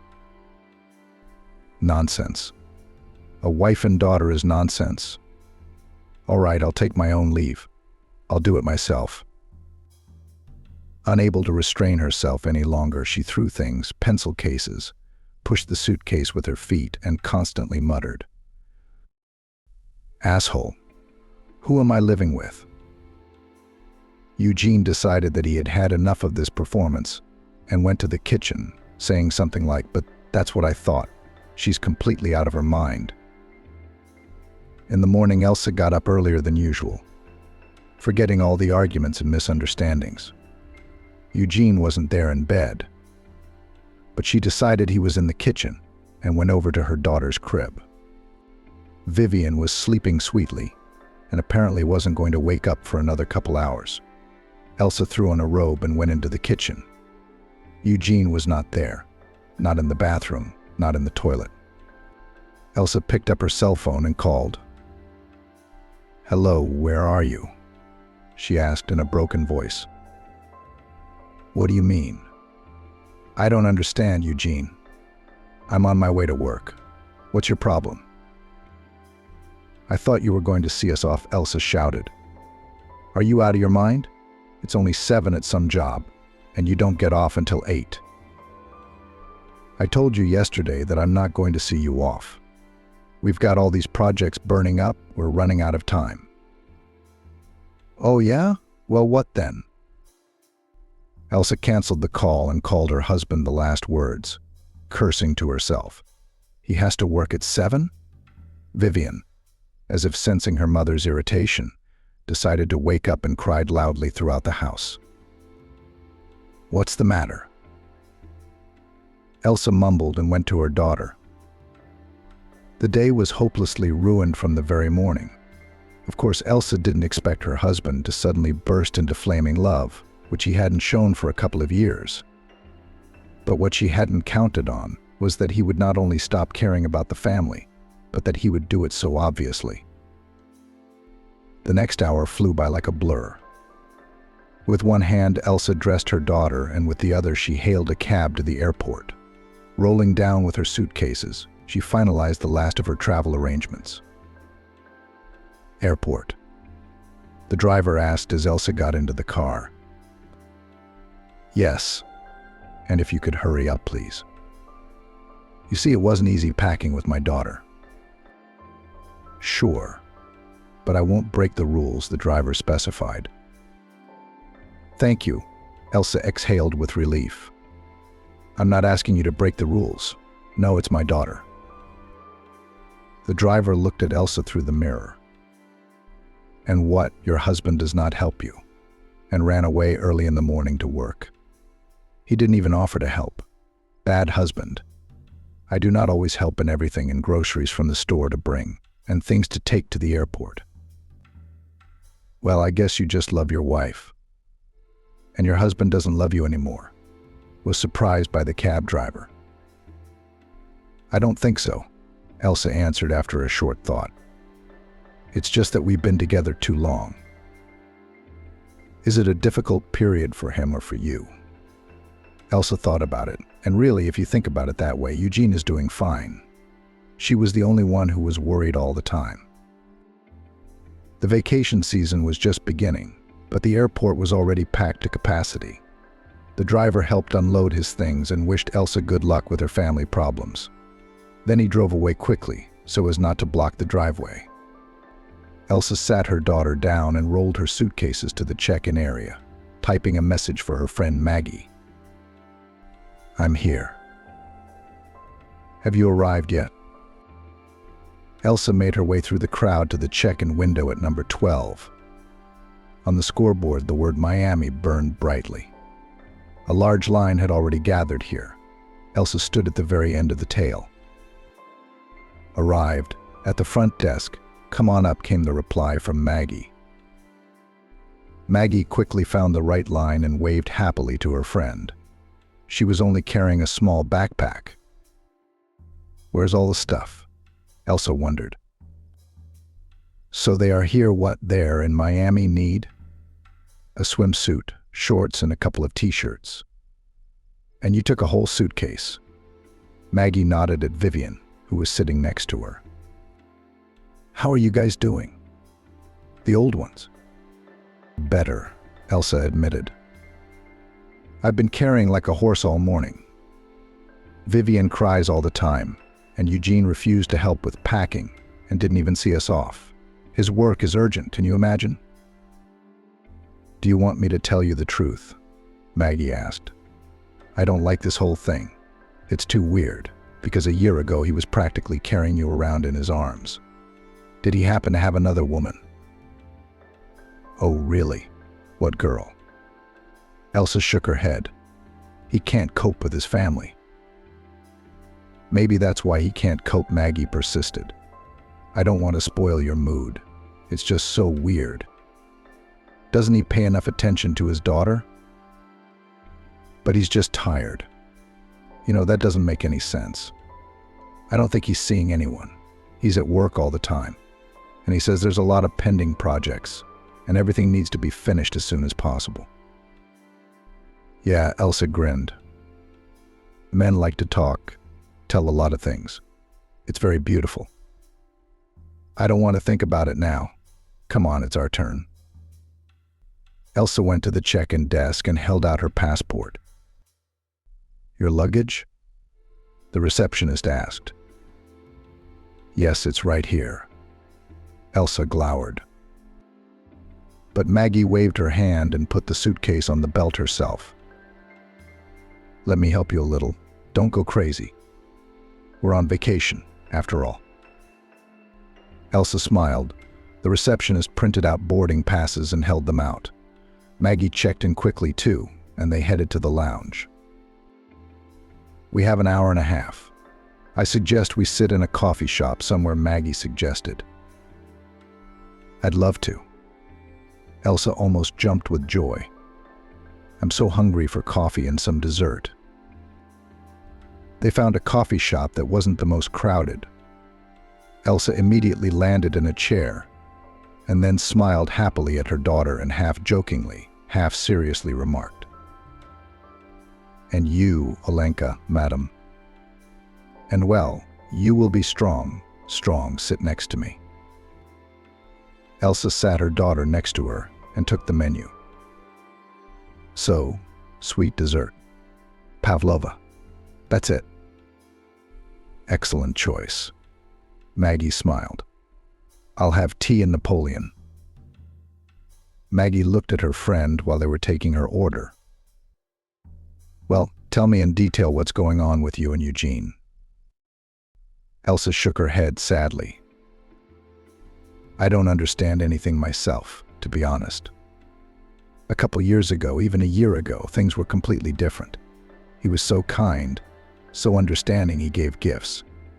We traveled a lot, bought an apartment and a car together. And now he's not the same at all. We've stopped talking. He doesn't pay much attention to Vivian either. When I told him about the trip, he barely reacted and didn't even go to see us off. That's what made me the most suspicious. Tired is one thing, but not wanting to spend time with his family is weird. You sure it didn't seem to you like he was glad you were gone? Maggie asked. No, I don't think so, Elsa said. He might be glad he doesn't have to talk to me for a week, though. I just hope he misses me and we can fix things. The waiter brought drinks and desserts to the table. Anything else? He asked. No, thank you, Maggie replied. Let's hurry up and eat this and go find our flight or we'll miss our landing. Elsa nodded and sent the first spoonful of pavlova into her mouth. It was very tasty. Maggie quickly ate her Napoleon and cheered up. Did you know we have a whole week of vacation ahead of us? So forget about your Eugene and just enjoy life. Miami Sea, heat, paradise. I guess you're right. I've had enough. Elsa kissed her daughter on the nose, and she giggled happily. The flight went smoothly. Vivian slept, and Elsa looked out the window and listened to music, trying not to think about anything. Miami met the travelers with excellent weather. The thermometer showed plus 28 degrees. Wow.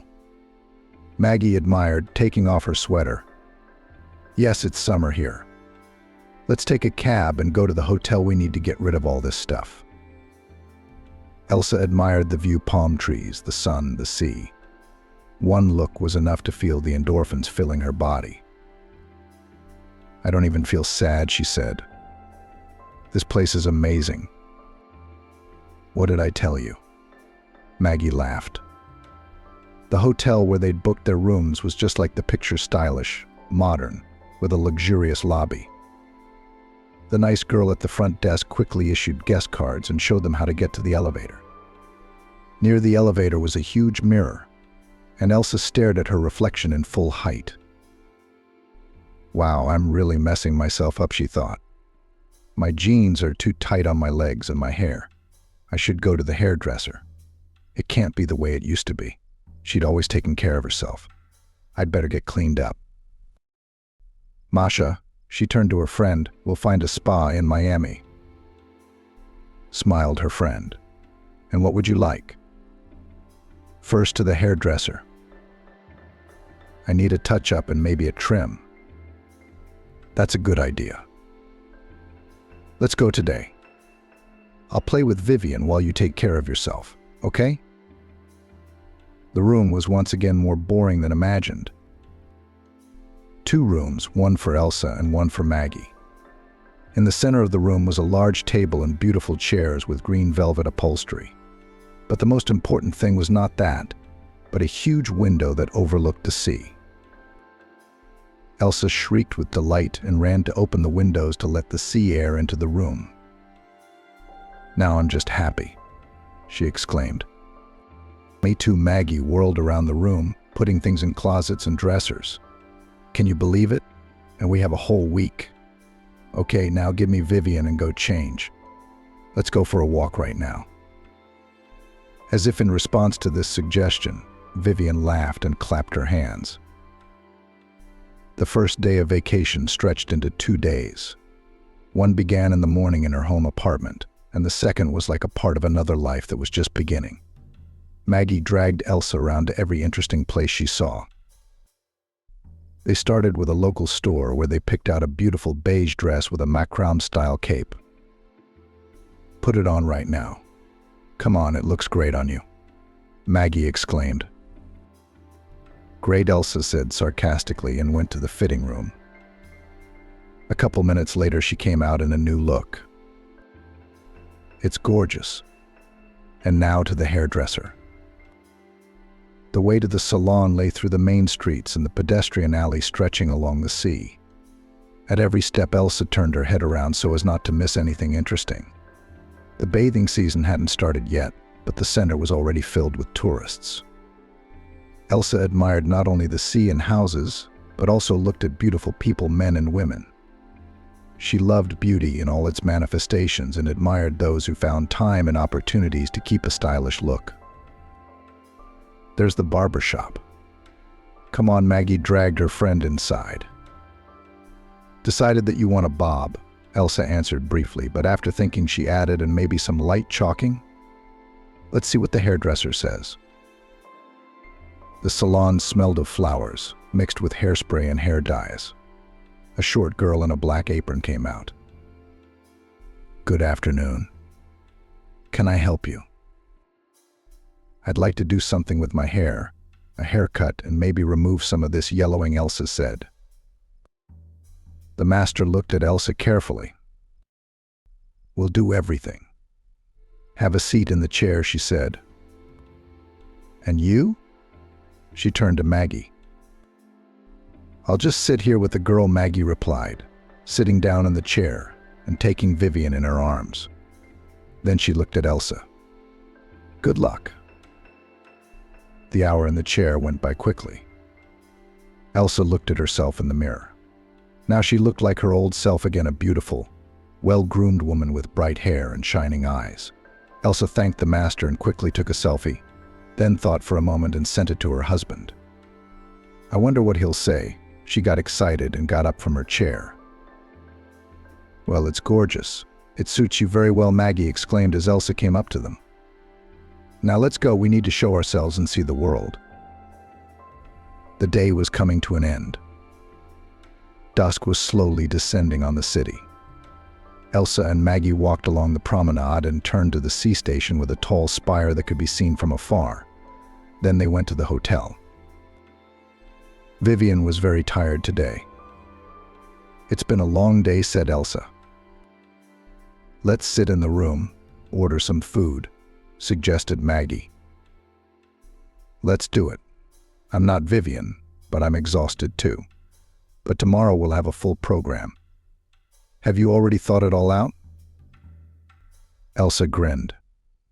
A new message sounded. She looked at the phone screen. What is it? Maggie craned her neck. Nothing, Eugene, Elsa replied. He just wrote beautiful.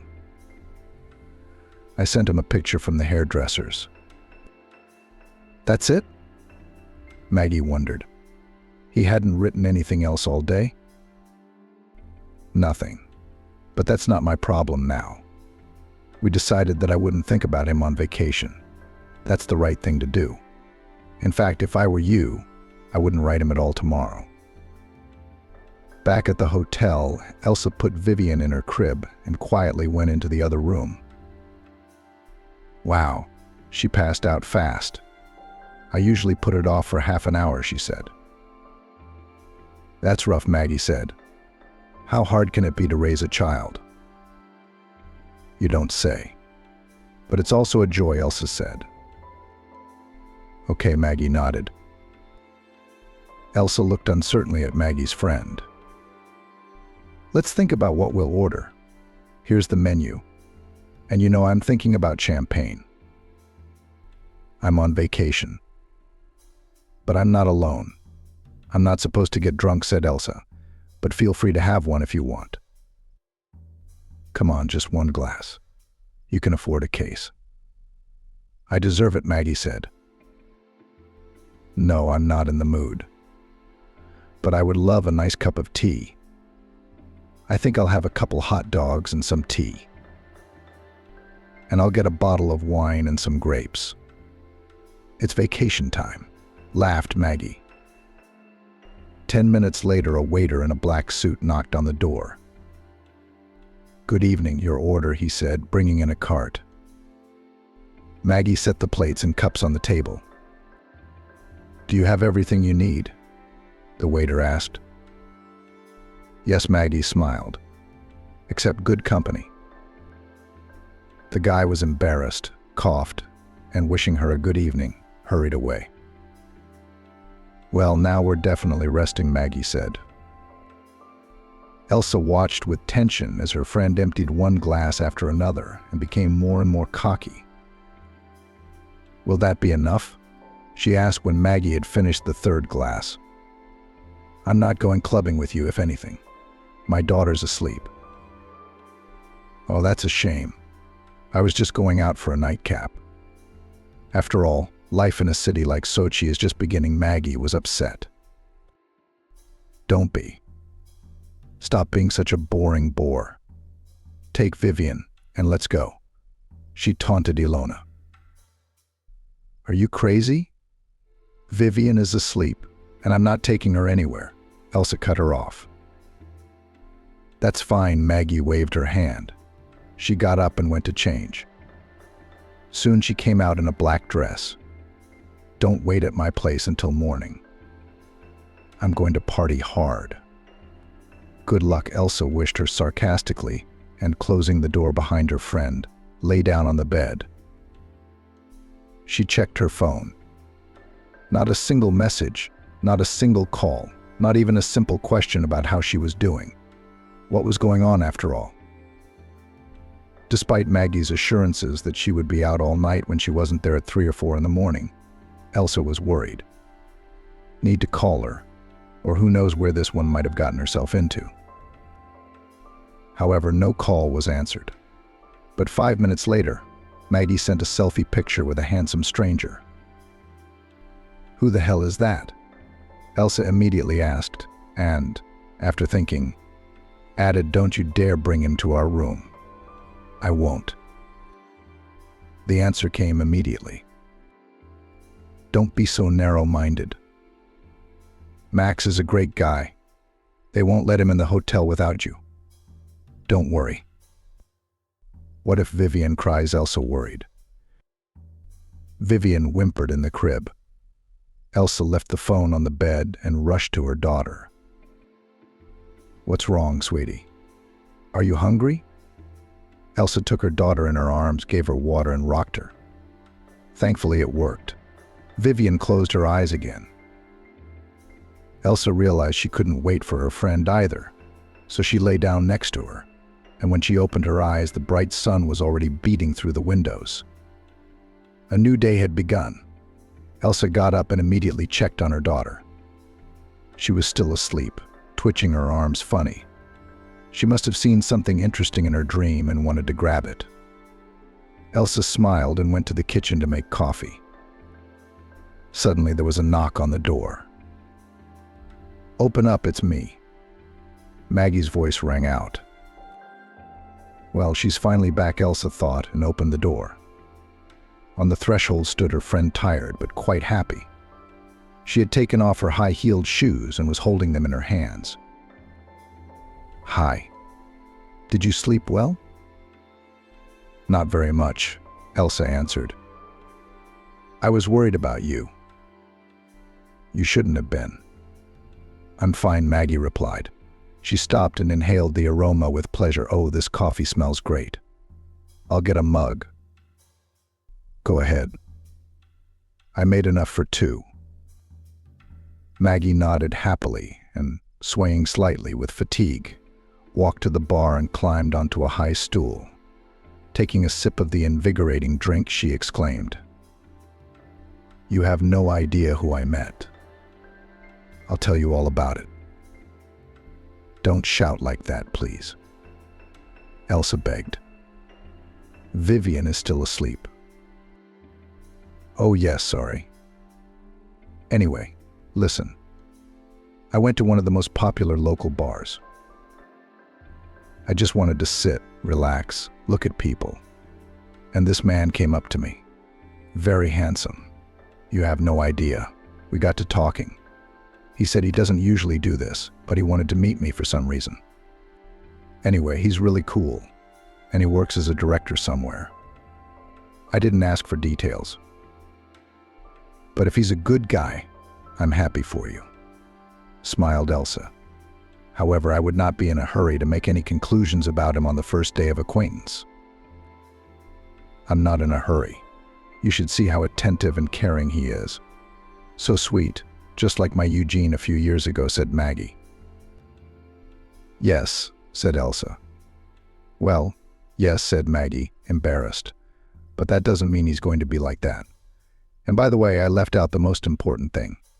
He has a friend, and he's not married. I suggested that Max take him with him tonight. And you can come with me too. We'll have dinner at a great place. No way. Where are we going to take Vivian? Elsa was surprised. I told them you have a daughter and they don't mind. So we'll take her with us. Have you ever thought about the fact that I'm actually married and I'm not going to meet anyone? Elsa got angry. Here, don't make it up, Maggie said.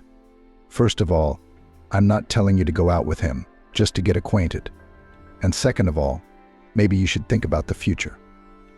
Because if you want the truth, Eugene is your fool, and there's something wrong with him. Have you checked his cell phone, especially when he's late for work? I haven't, Elsa blurted out. What are you implying?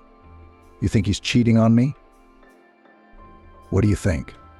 He didn't go to see you off. He's not interested in you or Vivian. How many times did he call you yesterday? How many? None, agreed Elsa. And yet it still doesn't mean anything. I didn't notice anything suspicious, no traces of lipstick, no scent of perfume, no calls in the night, nothing like that. Well, then he's hiding well, or he's just tired. Maybe the spark between us is gone. We have to rekindle it somehow, Elsa said thoughtfully. But Maggie almost giggled, but held back. Then she said seriously, Elsa, you are such a beautiful, intelligent woman, and your husband does not appreciate you at all. Let's go to dinner. You don't have to go out with anyone tonight. You don't even have to book a room. We'll just expand our social circle.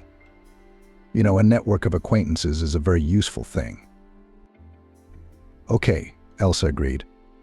I just won't wear the same net dress we bought yesterday. It's nice, but it's for a walk on the beach, not a restaurant. I don't care if you wear a sweater and tights, but I can get you a dress. I have one that would be perfect for you. Blue, evening. Elsa tried on the dress. It fit her perfectly, as if it had been made for her. She looked at herself in the mirror and smiled, a slight blush immediately appearing on her face. Yes, definitely a vacation. A trip to the hairdresser and shopping could do wonders. Elsa took out her makeup bag and lightly tinted her eyelashes. Suddenly there was a message on her phone. Hi, how are you? Have you finally decided to inquire? Elsa said and quickly dialed. Everything's great. We're going for a walk. You'll be in Miami until Sunday, right? Yeah, I'll fly in Sunday at 4 p.m. Why? Nothing. I'll see what I'm busy with. Maybe I'll see you. How's that? Maggie walked into the room, and when she saw her friend, she gasped, wow. You look great. Maybe a little more lipstick? No, just the dress and mascara, and that's it. What do you say? Well, there's plenty of time before tonight. Why don't we go to the beach? Elsa nodded and went to gather Vivian, who was just waking up. The day passed cheerfully and quietly. Elsa and Vivian swam in the sea and warmed themselves on the beach under a large umbrella. Eugene was no longer showing signs of life, and Elsa wondered if she was doing the right thing by going to this dinner. What are you so excited about? Maggie asked. It's just dinner and small talk in a restaurant full of people. Do you think your husband has never been to one? You're probably right, Elsa agreed. Just promise that we won't go anywhere afterward. Not to any hotel beaches, or even worse, to someone's house. No, of course not. Maggie was indignant. I wouldn't dream of suggesting that to you. All right? Well, let's try it. It'll probably be interesting. You won't regret it. As the sun set over the horizon, Elsa, Vivian, and Maggie went back to the hotel to change. The packing went without adventure. Elsa wore the same blue dress and picked up a beautiful beige jumpsuit for her daughter. Maggie, however, outdid herself and chose a bright red dress. Wow, too beautiful and daring, Elsa admired. Thank you for the compliment. Maggie jumped up and down. That's exactly the effect I wanted. Well, the cab is waiting for us. Let's go. The restaurant was right on the ocean, in the most beautiful spot overlooking the mountains. The lights were on everywhere, and it was so bright, it was as if night had not yet fallen. Maggie took Elsa's hand and pulled her inside, looking around the tables for her new acquaintance. Finally, she saw him and waved. Seeing Maggie, Max immediately stood up and rushed over to meet her. "Hi, glad you could make it. I picked a table by the window." Hi, Maggie smiled flirtatiously. "Great place. By the way, this is Elsa and Vivian." "Nice to meet you, Elsa." "Vivian, hi." Max smiled and turned to the table. "And this is Victor, my friend." Elsa smiled and waved awkwardly, then took her seat and sat Vivian down. "Are you okay with me being on a first-name basis?" Max asked. "Nothing," Maggie replied. "You didn't really want to go out yesterday, but today you agreed. How do you like Miami? Is it nice to warm up and relax?" "It's a great place, Victor," Max's friend agreed. "I won't be here long myself, but it's a great place for a vacation. Where are you from?" "From Moscow," Maggie answered. "And you must be from the same city," Vince said. "Yes, we're from New York," said Elsa, staring at the menu. "Let's order something." Vince suggested. "I was here last week. The food is very good. The steak was especially good. It was well done." "Elsa, do you want a steak?" Maggie opened the menu and flipped through a few pages. "You like meat, don't you?" "Yes, I guess so," Elsa smiled. "And some tea." Tea, said Vince. "Coffee for me." "Is everyone so serious?" Max laughed. "I'd take a coffee too, though. I'm driving. I'll have rolls." Maggie looked at Max. California. Juicy. Delicious. When the food selection was done, a casual conversation ensued. Max told how he had moved to Miami 5 years ago because he was tired of the cold winters in New York. Elsa noticed how Maggie was looking at him with shining eyes and immediately understood. It looked like her friend was in love. "Well, are you not planning to move?" Maggie asked, turning to Vince. No. I've got a lot of things to do in New York, all tied up. I can't work remotely." "What do you do, if it's no secret?" "I manage hotels. It's still in its infancy. It's a lot of work. And you, Elsa, what do you do in life?" Now, on maternity leave, Elsa pointed at her daughter, who was happily crawling on a high chair with a toy kindly brought by the waiters. "And actually, I'm a florist." "Wow, that's awesome. Do you want to go back to work?" "I would, of course. As soon as Vivian's 2, we can think about daycare. But in the meantime, I'm doing the best I can." The evening turned out to be interesting. Elsa relaxed and enjoyed every time Max put his arm around Maggie's shoulders or just looked at her. Her friend deserved her happiness. For too long, things hadn't worked out for her. And he, Max, seemed like a good man. A couple hours later, dinner was over, and Vince hailed a cab to the hotel so that Elsa and Maggie would have an uneventful ride. "Will I see you tomorrow?" Max asked quietly, taking Maggie aside. She glowed and nodded.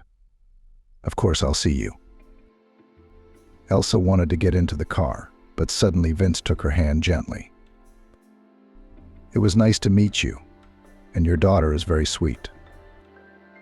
"Thank you," Elsa smiled. "It's nice to meet you too." Without waiting for him to ask anything else, Elsa released his hand and put her daughter in the car. Then she got in herself. Maggie walked around the car and sat in the front seat. "Shall we go?" "Yes," Vince turned on the ignition. "Let's go." As soon as they arrived at the hotel and went up to the room, Maggie pestered Elsa with questions. "What did you think of them? How are Max and Vince?" I think they're great. You and Max look good together. But how do you want to go out with him if we're leaving soon? Maggie sighed. I haven't told you that yet, and I don't know yet, but I'm thinking about it. In general, I want to stay in Miami for at least a month. There will be seen. Elsa stared at her friend in surprise. Wow. And you did not rush to tell me this. And where will you live? First, I'll rent an apartment, and then maybe Max will offer to move in with him. And if he doesn't? Why are you talking about the bad stuff? What do you think of Vince? I told you he's a nice guy, but I'm not interested in him. I'm married, Maggie. And yet I wouldn't get in touch with him if he tried to write. It's Eugene here. He's bound to say something. Like what? Forget it, I'm just saying. But Vince really likes you. I don't care. Again, Maggie, you don't have to set me up with anyone. If I wanted a lover, I'd tell you about it. I hope the vacation does its job and Eugene and I can have a normal conversation. After all, we have a daughter in common. We'll have to live together somehow. Suit yourself, Maggie said as she went to her room. But I gave your number to Vince, Maggie said. What Elsa shouted at her friend so loudly that Vivian flinched in surprise and dropped the toy she was holding. I'm sorry, daughter. Now, Maggie, why did you do that? Oh, stop it. Okay, I'm really tired. I'm going to bed. He's not going to write you. You didn't even say goodbye to him. Is that okay? Forget it, Maggie closed the door behind her. Elsa was seething with indignation. She took her daughter in her arms. It's time for you to go to bed too, sweetie. Aren't you hungry? Vivian shook her head. Her daughter looked tired. Elsa laid her down on her large bed and lay down next to her. What does she even allow herself? This Maggie, Elsa continued angrily. And I'm good too. Why did I even go there and let myself be talked into it? What will happen if Eugene finds out I'm here on vacation, going to all sorts of cafes with men? He's working there, making us money. What about me? Making a firm promise to herself not to do anything like that again. Elsa closed her eyes and let fatigue take over. Sleep came over her almost instantly, but a few hours later Elsa jumped up at her daughter's cries and turned on the light. Vivian was all red. Oh my God, what is this? Elsa panicked and ran to the suitcase that held the first aid kit. Finding a thermometer, she put it to her daughter and stroked her hair, waiting for the measurements to finish.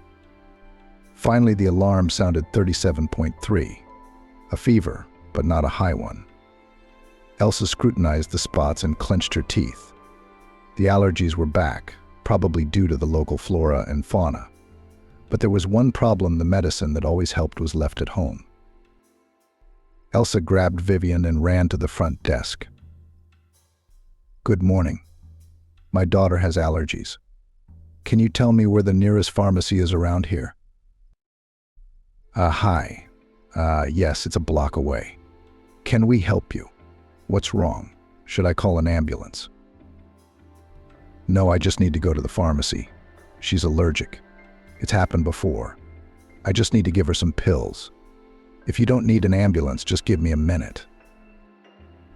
A member of our staff will take you to the pharmacy, the front desk said. Elsa nodded and hugged Vivian, cursing herself for all she was worth. Stupid. Who goes on vacation to Miami without taking allergy pills? I did, but I didn't take allergy pills. But I remembered to go against my better judgment. What a great mom I am. A tall guy in a suit came out into the hall. I'll show you out. Let's go. It's just around the corner. 5 minutes later, however, all was not so great. The pharmacy didn't have the medicine they needed, and neither did the second one, or the one 3 blocks away. The attendant threw up his hands. Shouldn't we call a doctor after all? Even if it's not very dangerous for her. Let the doctors give the right medicine. Elsa nodded, and they hurried back to the hotel. The ambulance came very quickly. "We have given what is needed," said the doctor. "But my recommendation is to return home as soon as possible and give her a course of treatment away from all the blooming things. The girl will be better off in a familiar home environment." "Okay. I'll get the tickets right away today." Vivian looked much better. But Elsa wasn't going to put it off. She returned to the room and ran into a perplexed Maggie. After quickly describing the situation, Elsa said, "I'll get your things together." Panicked, Maggie said, "And you take the tickets. Now go to the airport, and in 3 hours you will be home." The flight was uneventful. Vivian slept in the seat, and Elsa, finally calmed down, flipped through a magazine, not forgetting to glance at her daughter every now and then. When the plane landed, Elsa called a cab and hurried home. In this turmoil and worry for her daughter, she did not even think to warn her husband about her return. It was only outside the house that she remembered that she hadn't told him anything. "It's only 4 o'clock. He's at work. I'll pull everything up, write a message, have him call the clinic, and get Vivian in to see the doctor." Elsa stepped into the elevator and pressed the button with the desired floor. And when she got to the door of the apartment, she was surprised something was wrong. From the apartment came the aroma of fresh baked goods. Perplexed, Elsa left her keys, opened the door, and, without thinking, walked toward the living room. Eugene was home, and not alone. "What the hell is this?" Elsa thought, tripping over a woman's sneakers. She didn't realize it right away, but only when Eugene, lightly dressed, jumped out to meet her, followed by a young girl in a silk blue robe. "Oh," said the girl, seeing who was standing near the entrance to the living room. Eugene was silent. There was a mixture of surprise and anger on his face. "Why did you come here today?" He squeezed out and turned to his companion. "Lindsay, please go to the room. I'll take care of it." Elsa pushed her husband into the room and followed to put Vivian in the chair. Then she turned around and blurted out, "What the hell is going on here? Are you out of your mind, bringing this one into our house, into my house?" "What house?" Eugene asked in a surprised tone. "Is this your house? I thought it was mine, because I bought it with my own money." Elsa had forgotten all the shock she had experienced. She couldn't say a word.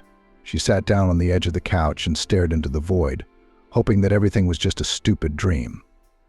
Maybe she hadn't left Miami yet, and was just sleeping after hours of walking along the waterfront.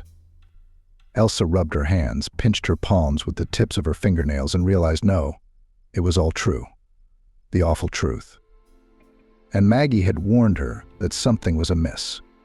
Why hadn't she believed her? Why did she think things could still work out between her and her husband? "All right," Elsa said with difficulty. "If that's the case, go away. I don't know what you were going to do with that. Go away." Eugene closed the door, came close enough to Elsa to speak softly but be heard. "But no, you're not kicking me out of my apartment. Understand? I've consulted the experts, and here's the thing. This apartment is 100% mine. So you're going to do the packing. And if you're going to come back early and mess it up, you pack it now." "Ruin what?" "Actually, Vivian got sick. Allergies flared up. So we got here early. And you know what? I'm glad I came.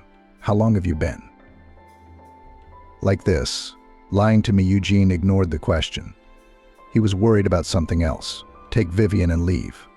Later in court, you'll get custody, and we'll decide what days I can take her in. That's it. There's nothing more to discuss.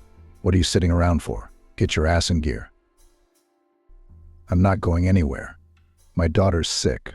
She needs to see a doctor. It's evening outside. Where are we going now?" "What is she sick with?" Eugene looked at his daughter. She's sitting there smiling, but look at her face and hands. I'm not looking anywhere. Don't you dare manipulate that child.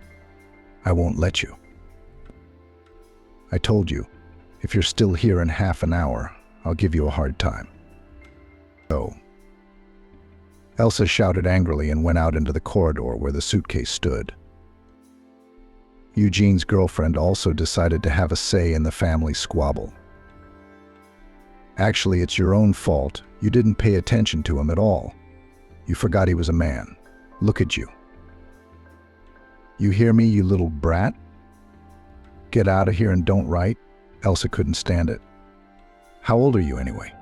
You gonna tell me what to do? You think you're gonna live with Eugene? No, I don't think so. I'm not gonna give you a quiet life. Elsa took her daughter in her arms and rolled the suitcase up the stairs. She was followed by the unhappy cries of an aggrieved mistress. If you interfere, I'll tear your hair off. Or you, said Elsa and hurried away to the elevator. Eugene slammed the door loudly, and in the silence of the elevator, Elsa could clearly hear their conversation. Eugene was trying to calm his maiden, promising her that it would never happen again. And she, Elsa, was no longer an obstacle. Let that bastard never even dream of peace. I'll be a nuisance. And what a nuisance. She was angry. What to do now? Where do I go? Maggie's still in Miami. Another friend with a small child lives in a studio apartment. We can't go to their place. Her parents are in another city. Elsa went outside and sat down on a bench, then picked up her phone and dialed her friend. Maggie didn't answer right away, and it was hard to hear her. There was music blaring in the background. Get away to a quiet place. Elsa yelled. I'll be right there, Maggie replied. What's wrong? Is something wrong with Vivian? How was your flight? No, not with Vivian, with Eugene. Elsa told everything, and Maggie was shocked by what she heard. She was silent, unable to find any words, and then she blurted out, there he is. But where are you going? Why did you even go out? It's your house, too. I couldn't stay there with him. And Vivian was freaking out about the scandal. And Eugene said something to me that the apartment wasn't even mine, that he'd talked to some specialists. And then there's this, you have a minor child. So that's it? Go file a report, and I'll find a place for you to stay tonight. I'll call you back as soon as I find something. I'm not going anywhere. I'm tired. Vivian needs her pills, and I forgot to take them. I'm just going to sit here on the bench. You have a daughter in your arms. No bench. Maggie said, wait, I'll book you a hotel room and a cab. You're at your house, not mine anymore. Wait, the car will be here in a minute. I'll call you back. Go on, hang up. Elsa didn't know how much time had passed before the call rang. Reluctantly, she picked up the phone and whispered, I'm listening. Toddy. Elsa, there's a cab coming. Get in. The driver will take you to the hotel. Do you have your passport with you? Yes. Good. So there won't be any problems at check-in. You'll have a room for a week so you can recover a little, and then you'll think about what to do next. You understand me? I'll come over tomorrow. Stay with you. You've got Max. He'll be fine without me for a couple days, and you need support. Oh, I got a text. The car's in the yard. A cab did indeed come by. Yeah, okay, I'm in. Thank you for your support, Maggie. I didn't expect it. Oh, come on. It's gonna be okay. You'll see. No, it's not gonna be okay. It's gonna get better. That Eugene will regret everything, but it'll be too late. All right, go, we'll talk again. It wasn't until the hotel that Elsa realized what had happened. Now she was overcome by a wave of anger. She rushed around the room like an angry cat. and scolded her husband with the last words. That's it. How long has he been with that young fool? So he doesn't need his daughter, he doesn't need his wife either. He's decided to take the apartment for himself. It's not going to work. We should go to a lawyer. His daughter won't be left on the street, despite the nightmare. Vivian was feeling better. Elsa managed to go to the pharmacy and find the right medication to replace the ones left at home. And in half an hour, the redness of her skin had gone away. Vivian played enthusiastically with the cubes, only occasionally giving voice. Suddenly, the phone rang.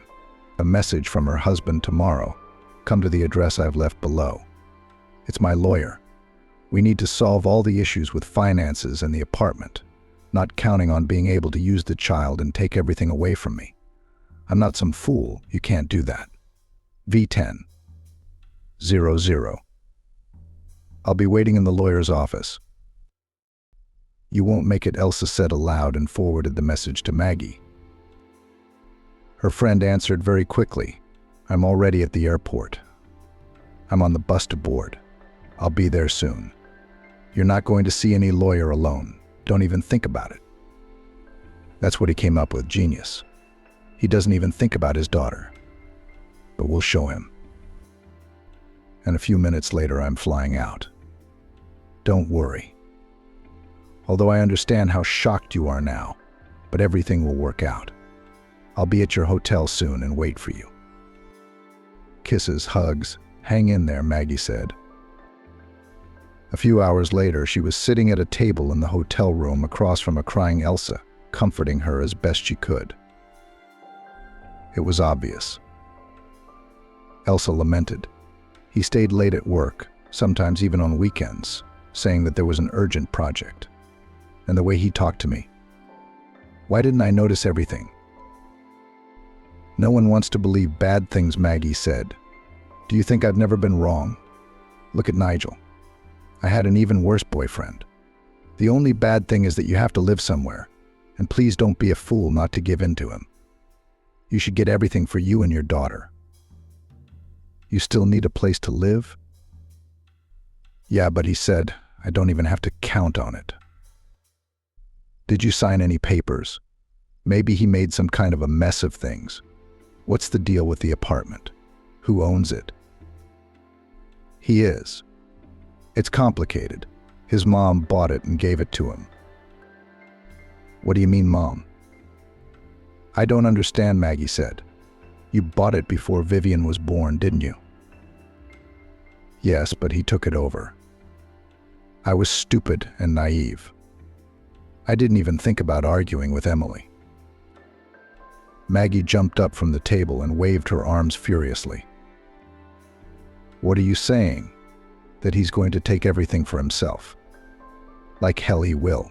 You're registered there, aren't you? No, like Vivian at my parents'. He kept promising that he was about to sign her in, but he never did. We had a fight or something. So here's the result. Girlfriend, are you out of your mind? Maggie couldn't calm down. She'd sit down in her chair and then jump up again. He looks like a cranberry in the snow. This is crazy. I'm going to text Max right now. I think he's got a friend who's a lawyer. Not Vince, another friend. Maybe he can give you some advice. No, don't, Elsa objected. Do you want to defend this scoundrel? Maggie was indignant. Not at all. You must take everything you can from him. However, it was easier said than done. The next day, Elsa put on her black suit, which she had taken on vacation for some reason, and so it was kept in her suitcase. She gathered her hair into a high ponytail and dressed her daughter. I'm ready, I guess, she said. Maggie met her at the exit of the hotel. Her friend was dressed businesslike, too. A strange man was standing next to her. Hi, this is George, Maggie introduced him. He's a lawyer. Well, now let's go. Eugene was already waiting for Elsa in the office and was surprised when the whole crowd entered the office with her, the lawyer, Maggie with Vivian in her arms. He got up from his chair and stared at his wife with a displeased look. "Who the hell is that?" he asked. "It's a lawyer," Elsa said arrogantly. "Why? Why did you bring your daughter here?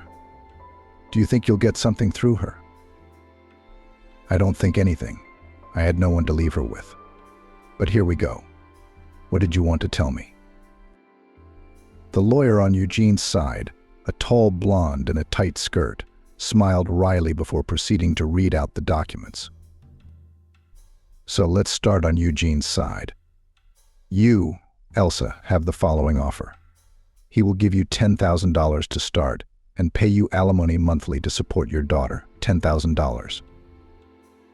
Elsa jumped up from her chair.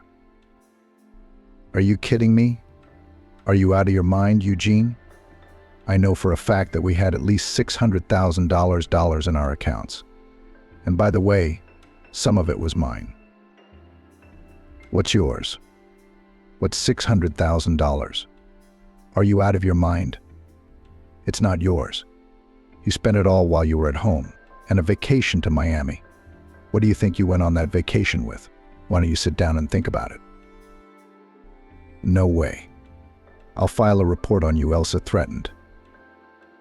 "Wait, Elsa." The lawyer reached out to Eugene and pointed to a folder with documents. "I have requested from you the certificate of ownership of the apartment and all other documents related to the property. And I'll be preparing a lawsuit to the court to divide the property and determine joint custody," Elsa's lawyer warned. "And for alimony, of course, too." "What kind of lawyer did you bring in here?" Eugene shouted. "I've got some bad news for you. He's completely clueless. What's this paperwork I'm supposed to give you? Here's a piece of paper you can wipe yourself with." "No insults, please," said George. Maggie looked at both her friend and Eugene, as if dumbfounded. Elsa couldn't look at anyone and just stared at the floor. "We don't accept your offer and will be filing documents with the court. Wait for the summons." "That's the end of it," George said. "Elsa, can I go now?" he asked. $10,000 is a lot for you." Eugene shouted after them. "If you don't take it, you'll get nothing at all. Don't even think about your half, you naive idiot." Maggie tugged on Elsa's sleeve. "Don't even think about listening to him. Come on." A spring breeze was blowing outside, and Elsa stopped in the parking lot to breathe in the fresh air.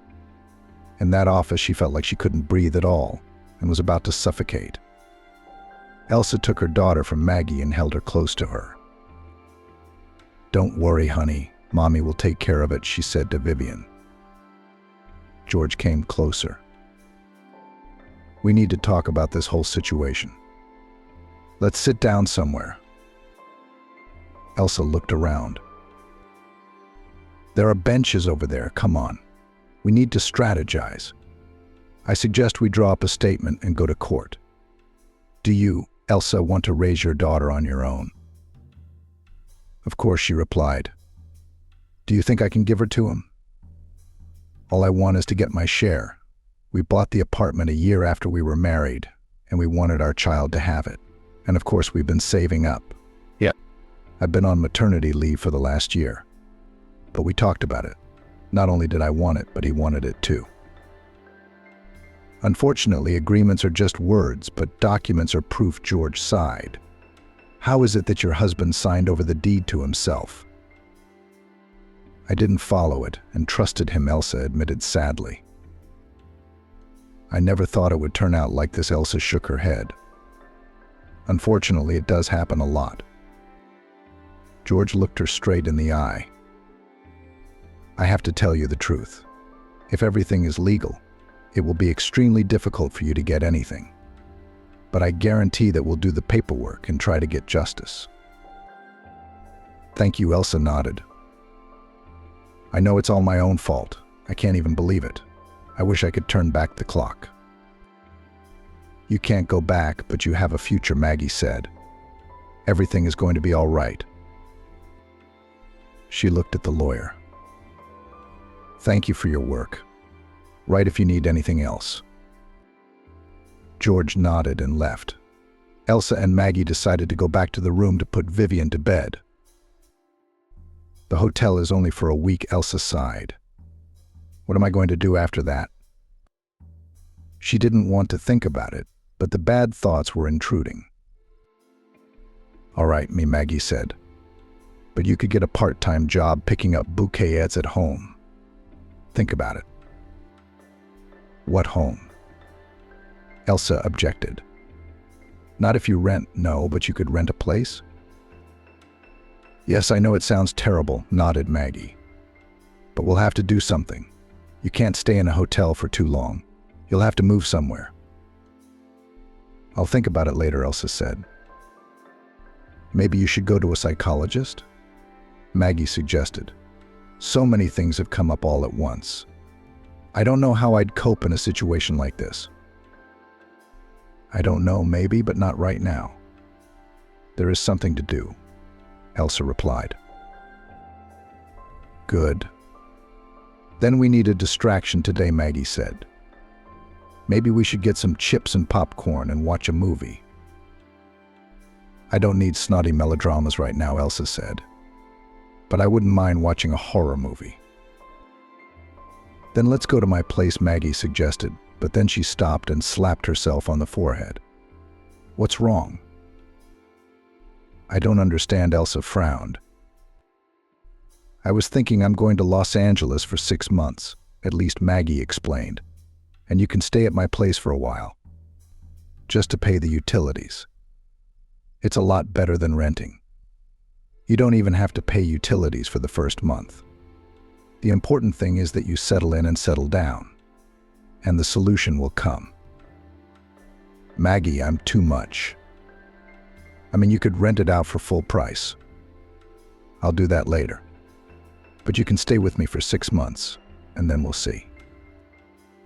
Elsa was completely confused by the suddenness of it all. Emily showed up right at the store where they had gone to pick out appetizers for the evening. "And you're what?" Maggie hugged her friend. "Don't worry, we'll show him again." "How much so?" Elsa smiled weakly, wiped her eyes, and threw a couple packs of popcorn and baby juice into the basket. "Let's go watch a movie. I need a distraction or my brain is just going to burst from the tension right now." The next day, Elsa received a text message from George's lawyer. "Good afternoon, Elsa. I don't have good news. According to the documents, your husband has done everything very cunningly. I'm afraid it will be impossible to get your share. In the contract is your signature with a waiver of any claims. And the apartment, and it all received under the contract of gift. All you can do is file for divorce and alimony." Maggie, Elsa ran up to her friend. "Look, finish reading the message." Maggie stood with her lips pressed together and looked at her friend gloomily. "I don't even know what to say. When did you manage to sign a waiver?" "There's no way I can figure that out. He said something about it being easier to formalize, and I felt like everything that was going on wasn't true. It's just a very bad dream, and she's bound to wake up." Reality intruded on that dream in the form of a text message. "So happy now. Would have taken your 10,000 and run. That's it from now on. Don't you dare call me. Don't interfere with my life." "What about your daughter?" Elsa replied immediately. "The court will set a schedule. I'll be taking her to my place." "That's great. Isn't it?" Elsa declared. "So I'll raise her, take her to daycare, feed her, clothe her, and do homework with her. And what, he's going to take her away for a couple weekends? That's just swell. What an asshole. Maybe I should try to make it so he can't see her. What does a child need a daddy like that for? Vivian's not guilty of anything, and he is her daddy after all," Maggie remarked. "But somehow I don't think he'll take her," Elsa frowned. "That girl of his is hardly likely to want to babysit. And I won't trust her with my daughter. That means he'll have to send her away for the duration of Vivian's arrival. I don't think he'd go for that. Yeah, Maggie nodded. It's getting more fun by the minute. I can stay with you as long as I need to, of course. I wanted to go back to LA in a week. Can you bring your stuff? I don't have much here at all. I'll put everything in a suitcase from the closet. Thanks. Elsa shook her friend's hand. You've just saved me. You could have done a fine job yourself. But why, when you can make life easier? So never mind. I hated Maggie sympathized and hugged her friend, then went to make coffee. The days flew by one after another in a hectic rush. The papers, the application, the care of little Vivian, Elsa's daughter. It seemed as if it had just been Monday, but it was already Friday. Sometimes she felt like she couldn't take it. And Elsa, after waiting for her daughter to fall asleep, would sob in her chair for hours. But in some moments the sun peeked out from behind the clouds and gradually a plan emerged. A month had passed since Elsa had returned home and discovered her husband with his mistress. She was still sad about it, but she could breathe freely and even dream. Elsa moved all her and her daughter's things into Maggie's apartment and even managed to set up a home, which was so necessary now for both her and her daughter. Difficult days came when it was necessary to go to court to sign a lot of papers and agreements to talk about something, to explain. Each time Elsa felt like a little girl who had made a huge mistake. When all the litigation ended, the now ex-husband was only to pay alimony. The amount was small, but it was enough to feed herself and her daughter and start looking for a job. I'll spend more on a nanny than I'll earn, Elsa lamented in a message to Maggie. What's the point of that? I'd rather save money and think of something else. Maybe even try to save up a little, Elsa pondered. One evening, that long-awaited idea popped into her head. She grabbed her cell phone and dialed her friend. Maggie, what if I don't go to work and pick up the bouquets myself? You said something about it, but I didn't realize how to do it. Now I'm enjoying it. I can buy some flowers, put together different bouquets from them and take pictures for social media, in case someone buys some. Yes, that's exactly what I was talking about. And you won't need a babysitter. And you have a 2-door refrigerator. There's plenty of room for food and bouquets. Then I'll start right away. I've only managed to save a little, but it's enough. The important thing is that it works. It might not work, Maggie pointed out. But at least you'll know you tried. And that's very important. And by the way, I have news. Max has asked me to move in with him. Can you believe it? I didn't even hint at it myself. Yay. That's great. Congratulations, Maggie. May everything work out perfectly for you. And it will when you start picking bouquets. I'm going to go to the store right now to get flowers. Don't forget to send a picture. Good luck. Before her maternity leave, Elsa used to love what she did.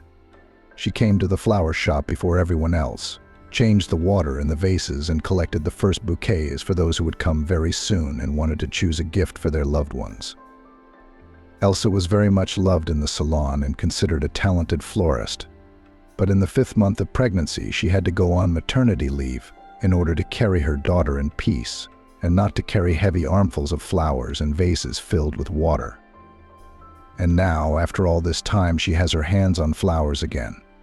A graceful bridal bouquet of white roses formed as if by itself. Elsa inhaled their fragrance, took a few photos, and then, without wasting time, posted them to her accounts. Oh yeah, I promised Maggie I'd send it. Elsa remembered and sent her friend a photo of the bouquet. She immediately called back. Hurrah, said Maggie. I will get married, and you will definitely collect a bouquet for me. Why is it all coming to that already? I don't want to get too excited and ahead of things, replied Elsa. But I think Max is thinking of something like that. He's even asked me a couple times how I feel about marriage. Well, it's all about me. Why don't you tell me how you're doing? That bastard never contacted me again. He wrote once said I'd forgotten about wet wipes and diapers and offered to pick them up. I said let him keep them. He'll definitely need them. Maggie laughed out loud. That's right. We're settling in nicely. Everything is perfect. I can't thank you enough. You're a lifesaver. And Vivian has a nice corner in the back room. I don't know what to do next yet, Elsa admitted. I hope my bouquets will be bought and I can support myself as I used to. You certainly will. You are a master after all. The main thing, do not give up. And as you get used to it, come to Miami. We'll walk, swim and sunbathe. We'll find you a decent man too. I don't think I want a normal man anymore. No abnormal, no man at all, Elsa grinned bitterly. Now I'm just beginning to realize how much I've neglected myself and gotten bogged down in diapers, cooking, cleaning, and catering to anyone's needs but my own. You have no idea how wonderful it is to have croissants and coffee for breakfast, and not to think that this monster needs meat sandwiches, and he eats porridge, but he doesn't want to cook it himself. So I ran around like an idiot, cooking. But he figured it out quickly, and he's been withdrawing the money to his account. I didn't tell you. Turns out he was making a lot more than he said. A lot more. And he'd been saving it all while my maternity pay went to baby and food. But where was he saving it? Into Mom's account. For otherwise all the funds would have been divided in half. I don't know, Elsa replied. They didn't tell me where exactly, and I don't want to know. It's an idiotic situation. I can't tell you how angry I am at that, Eugene. But I learned your lesson too. No signing a piece of paper believing in a bright future. None. I agree, Maggie nodded. I still can't sleep well. Divorce and breakups are painful, unpleasant enough as it is.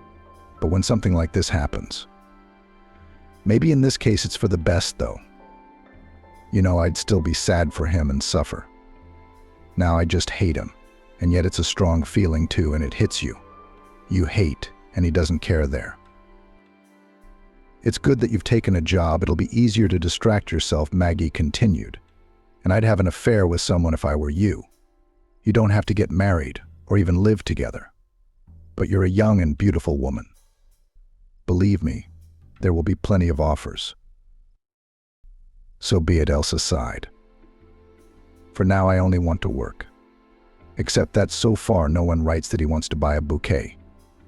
If it doesn't work out, I don't even know what I'll do then. Maggie laughed. And you what? How long has it been? Half an hour. Go have some tea and exhale. You'll do fine. Elsa laughed too, either from nerves or from the realization of her own stupidity, and said goodbye to her friend. Vivian was still asleep, and Elsa went to the window, which had a stunning view of the city. At the same moment, the sun peeked out from behind a cloud.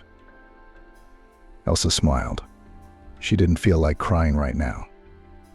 Maybe Maggie was right and everything really was still ahead of her. But as much as she wanted to believe in miracles, reality kept coming in the form of an empty fridge and purse, a crying daughter wanting a new toy like the girl from the cartoon, and her own reflection in the mirror without cream or good moisturizer. It's been 2 days since Elsa posted a picture of the bouquet and no feedback. But no one has ever placed an order. The good mood given by the new endeavor was quickly replaced by disappointment. I guess I'm a useless, stupid idiot, Elsa scolded herself. How could I have screwed up my life so badly? She made scrambled eggs for breakfast. Her phone rang, but she didn't pay attention, figuring it was another spam message. Or it was Maggie's text, but she could answer her a little later. Elsa took Vivian out of the crib, sat her down on the high chair and gave her porridge, then sat opposite and began to eat her scrambled eggs greedily. Only when the whole portion was eaten, she remembered about the phone and turned it on. A message popped up on the screen. Hey, it's Vince. Remember when we went out to dinner in Miami? I hope you don't mind that I texted you. Just wanted to see how you were settling in. Elsa put the phone down on the table and moved farther away from him just in case. Her heart pounded like crazy. I won't answer him, she thought. I don't want anything ... or I do. At a complete loss, Elsa began to wash the dishes. Water always soothed her, but not now. Suddenly, without even giving herself time to think about what she was doing, Elsa grabbed her phone and answered, "Hi, I'm fine. How are you doing?" The second she did, she regretted what she'd done and wanted to delete the message, but it was too late. Vince had read it and was typing a new one. "I'm good too. I flew into your city the day before yesterday and I'm staying here for work, so I thought maybe you'd like to see me." And then he added, "Why don't you show me around the city? And Vivian can be brought along." Elsa didn't answer and called Maggie. Her friend didn't pick up right away, and when she did, she sounded overly tired. "IZ." Hilarious Maggie piped up. "Hi, I'm on the treadmill, I'm fine. Vince is texting me. He wants me to go out," Elsa said. "Oh yeah," Maggie realized, apparently turning off the treadmill as the buzzing in the phone subsided. "I forgot to tell you." "What was it you forgot to tell me?" Elsa asked sarcastically, already knowing what the answer would be. "Hey," exclaimed Maggie, "but just recently George was in Miami, and Max and I saw him." "Did George ask about you?" "I told him a little, without any details. No big deal. I just told him that you're single now, and he did a really bad thing to you. He seemed kind of upset with you and said he was sorry. You're such a beautiful girl, aren't you?" And that's not all, Maggie continued. "Then as we were leaving, he asked if I could call or text you. I said I didn't know how you'd react, but it was always worth a try. He liked you, Elsa, back then. And he didn't even mind at all that you had a daughter. Said Vivian was a very sweet girl."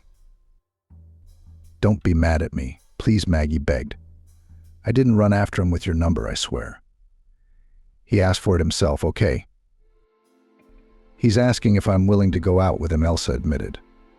"Wow." Maggie marveled. "What did you say?" "Nothing yet," said Elsa. "I don't know." "I'd go if I were you," advised Maggie. "Like I said, you don't have to marry him, after all." "Yes, but taking Vivian along seems odd to me." "Well, get a babysitter for a couple hours," Maggie suggested. "You definitely need to rest, take a walk, socialize, right? I know a nanny used to leave Vivian with her when I was running to court. She's very reasonably priced. I'll write and see if she can babysit some more." "Hurrah," squealed Maggie. "Good luck to you. Be sure to tell me later how it went." The babysitter was free, and Elsa finally decided to answer Vince, "Can we do it today or tomorrow?" "Not without Vivian. I've decided to leave her with the nanny." The reply didn't come right away, but when it did, Elsa smiled. "I'm glad you said yes. If you can, let's do it today. I'll pick you up at 6. It was a few hours before 6, and Elsa scurried around the room, going through the children's toys and picking out her outfit. Costumes had to be picked up at once. She wanted to look delicate, feminine. Well, these dresses that she had left much to be desired and did not fit at all. And so, when all the contents of the closet were scattered on the floor, Elsa finally came across the dress hanging farthest away, blue, up to the knees. How had she forgotten about it? Elsa immediately tried it on and admired herself in the mirror. She could walk in it without worrying that someone would look askew. At 5 o'clock, the nanny came, and Elsa told her about her daughter's new skills. "Don't worry," the nanny assured her. "We'll have a great time. Won't we, Vivian?" Vivian nodded happily and pulled the nanny to look at the new toys. Elsa finally had time for herself and ran to the bathroom to style her hair and put on makeup. She decided to limit herself to a minimum of makeup so as not to look too dressy, and in a few minutes she was ready. 5:55. Vince called to see if Elsa could come out now and said he was waiting for her downstairs by the front door. Not believing this was actually happening, Elsa kissed her daughter on the cheek and told her to behave. Then she hurried downstairs. Vince was standing near the door, and when he saw her, he went to meet her. "Hi," he said, smiling. "I'm glad you said yes." Hi, Elsa struggled to keep from smiling. Vince looked amazing in his light summer suit and, of course, the flowers. "These for you," he said, handing her the bouquet. "Thank you. They're very pretty. So where would you like to go?" "I thought we should sit down and have dinner somewhere first, and then we could go for a walk if you wanted to. Especially since it's so warm today." "That's a good idea. Let's go. I found a place. I hope you like it." Vince pointed to a gray car parked outside the house and opened the door. "Get in." The interior smelled of men's perfume. Vince took the driver's seat and turned on the ignition. "How are you doing?" "Well, I take it Maggie told you," he asked Elsa briefly. "I'm sorry about that, but I hope you're doing well." "I am now," Elsa nodded. "I'm settling down and starting a new life." She glanced at Vince, but quickly looked out the window. "How's it going with you?" "A lot of work." "I didn't come here for nothing. We're starting a new project, so you're not going to New York for a while?" "No, I'll definitely be here for a while. I have to open an office from scratch, get everything up and running." "Great." Elsa nodded, not knowing what else to say. They drove in silence for a while, discussing only minor things. But then Vince stopped the car and said, smiling, "Here we are." He got out and opened the door, holding out his hand to Elsa. "I didn't tell you that you look beautiful, by the way." Elsa blushed and held out her hand in return. "Thank you. I'm very pleased to hear that." The cafe was very cozy and quiet. The first awkwardness after the meeting had passed, and Elsa was finally able to talk about her life. Of course, without going into details. "Now I want to go back to floristry," she finished. "It's not easy, of course, but I think I can do it." "Somehow I don't doubt it," said Vince. "Can you show me pictures of your work?" Elsa nodded and found the portfolio page on her phone. Vince flipped through the photos for a few minutes, then pointed to one bouquet of flowers. "Oh, we're going to need these. We can talk about me keeping the order later." "But no," Elsa said worriedly. "You are an acquaintance, but purely to be supportive." "I certainly want to support you, but I wouldn't order anything if I didn't need it. We just want to decorate the hotel lobby with dried flowers. Your flowers will be perfect for us." Elsa was confused. "But then I'd be more than happy to work." "Sure, we'll discuss it later, when you're ready." Vince nodded and added tea from the huge glass teapot. "What are your plans for your life? What are your dreams?" "Well, I want to open my own flower shop someday. It's a long way off now, of course, but I hope it will happen someday." "And you?" Elsa asked. "I've always wanted to travel, but so far I've only been to 3 countries. My work requires my presence, and I cannot leave for a long time. But I believe that one day I will organize my work so that I don't have to come to the office every day, and I will go on a big tour." "That's very cool." Elsa marveled. "What kind of vacation do you like? Active or one where you just lie on the beach?" "Well, you can lie on the beach with a beautiful girl," said Vince, winking. "But active. I like to go to ancient cities and study architecture. You know how many of these houses are still standing, built hundreds of years ago. I guess I'd like to see them all."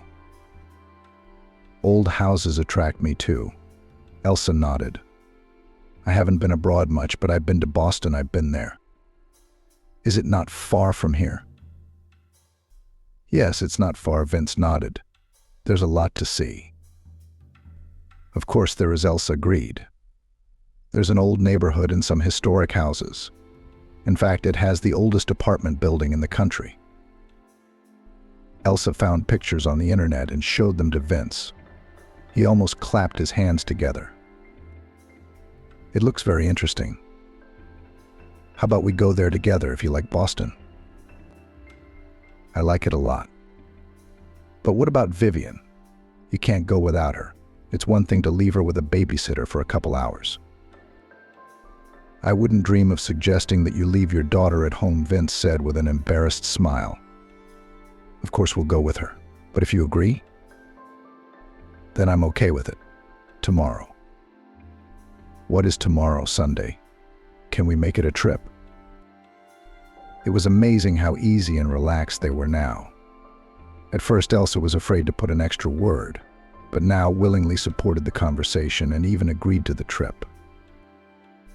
I can imagine telling Emily about this, she laughed softly. I can imagine her sending me selfies of herself with a happy, amazed face. Looks like she was already trying really hard to set us up. The story could go on. I think Emily was being very modest, Vince grinned. She just slipped a slip of paper with your number on it into my pocket. Elsa laughed. I'm kidding, Vince continued. Actually, I asked for it myself, having had enough of your hints. Elsa and Vince decided to take a walk along the promenade. There was a nice, light breeze outside, and the sun was beginning to set. Vince suddenly took Elsa's hand, and she squeezed it lightly, feeling incredibly happy. If someone had told her on the day she'd broken up with Jason that she was about to meet a wonderful man, she certainly wouldn't have believed it. Like the gallant cavalier he was, Vince hadn't rushed into anything. But Elsa was finally bold enough when he kissed her lightly on the cheek as he walked her home. She looked at him in a way that was impossible to mistake. That look must have given Vince the courage to touch her lips. Tentatively at first, but more and more confidently with each passing second. Wow, he whispered. Do you know how great you are? Elsa lowered her eyes in embarrassment.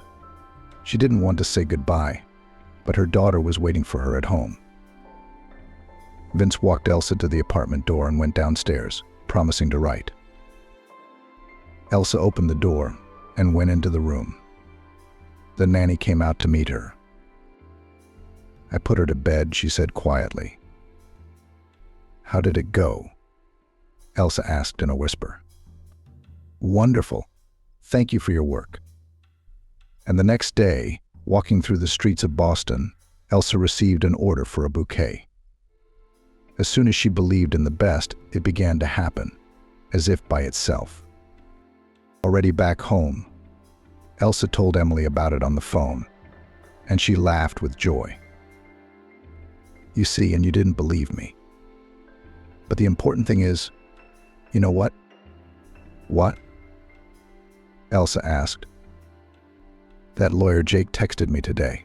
Remember? You're not going to believe this. What is it? Elsa became alarmed. Anyway, he was digging through the files and found a certificate that said you were entitled to money after the divorce. Really? Elsa gasped. Yes. Jake contacted Jason and found out something unbelievable. It turned out he didn't have any more money. The idiot had put it all in his mistress's name. What do you mean? Elsa was dumbfounded. I thought it was on my mom. Turns out it wasn't. And you can imagine, of course, she left him, but took all the money with her. From surprise and shock, Elsa did not immediately find what to say, but still squeezed out. That's how karma works. Well, it's a shame for him. I'm not even sorry I did it, and I wish him luck. Now she had faith that everything was going to be all right. Life was slowly getting better.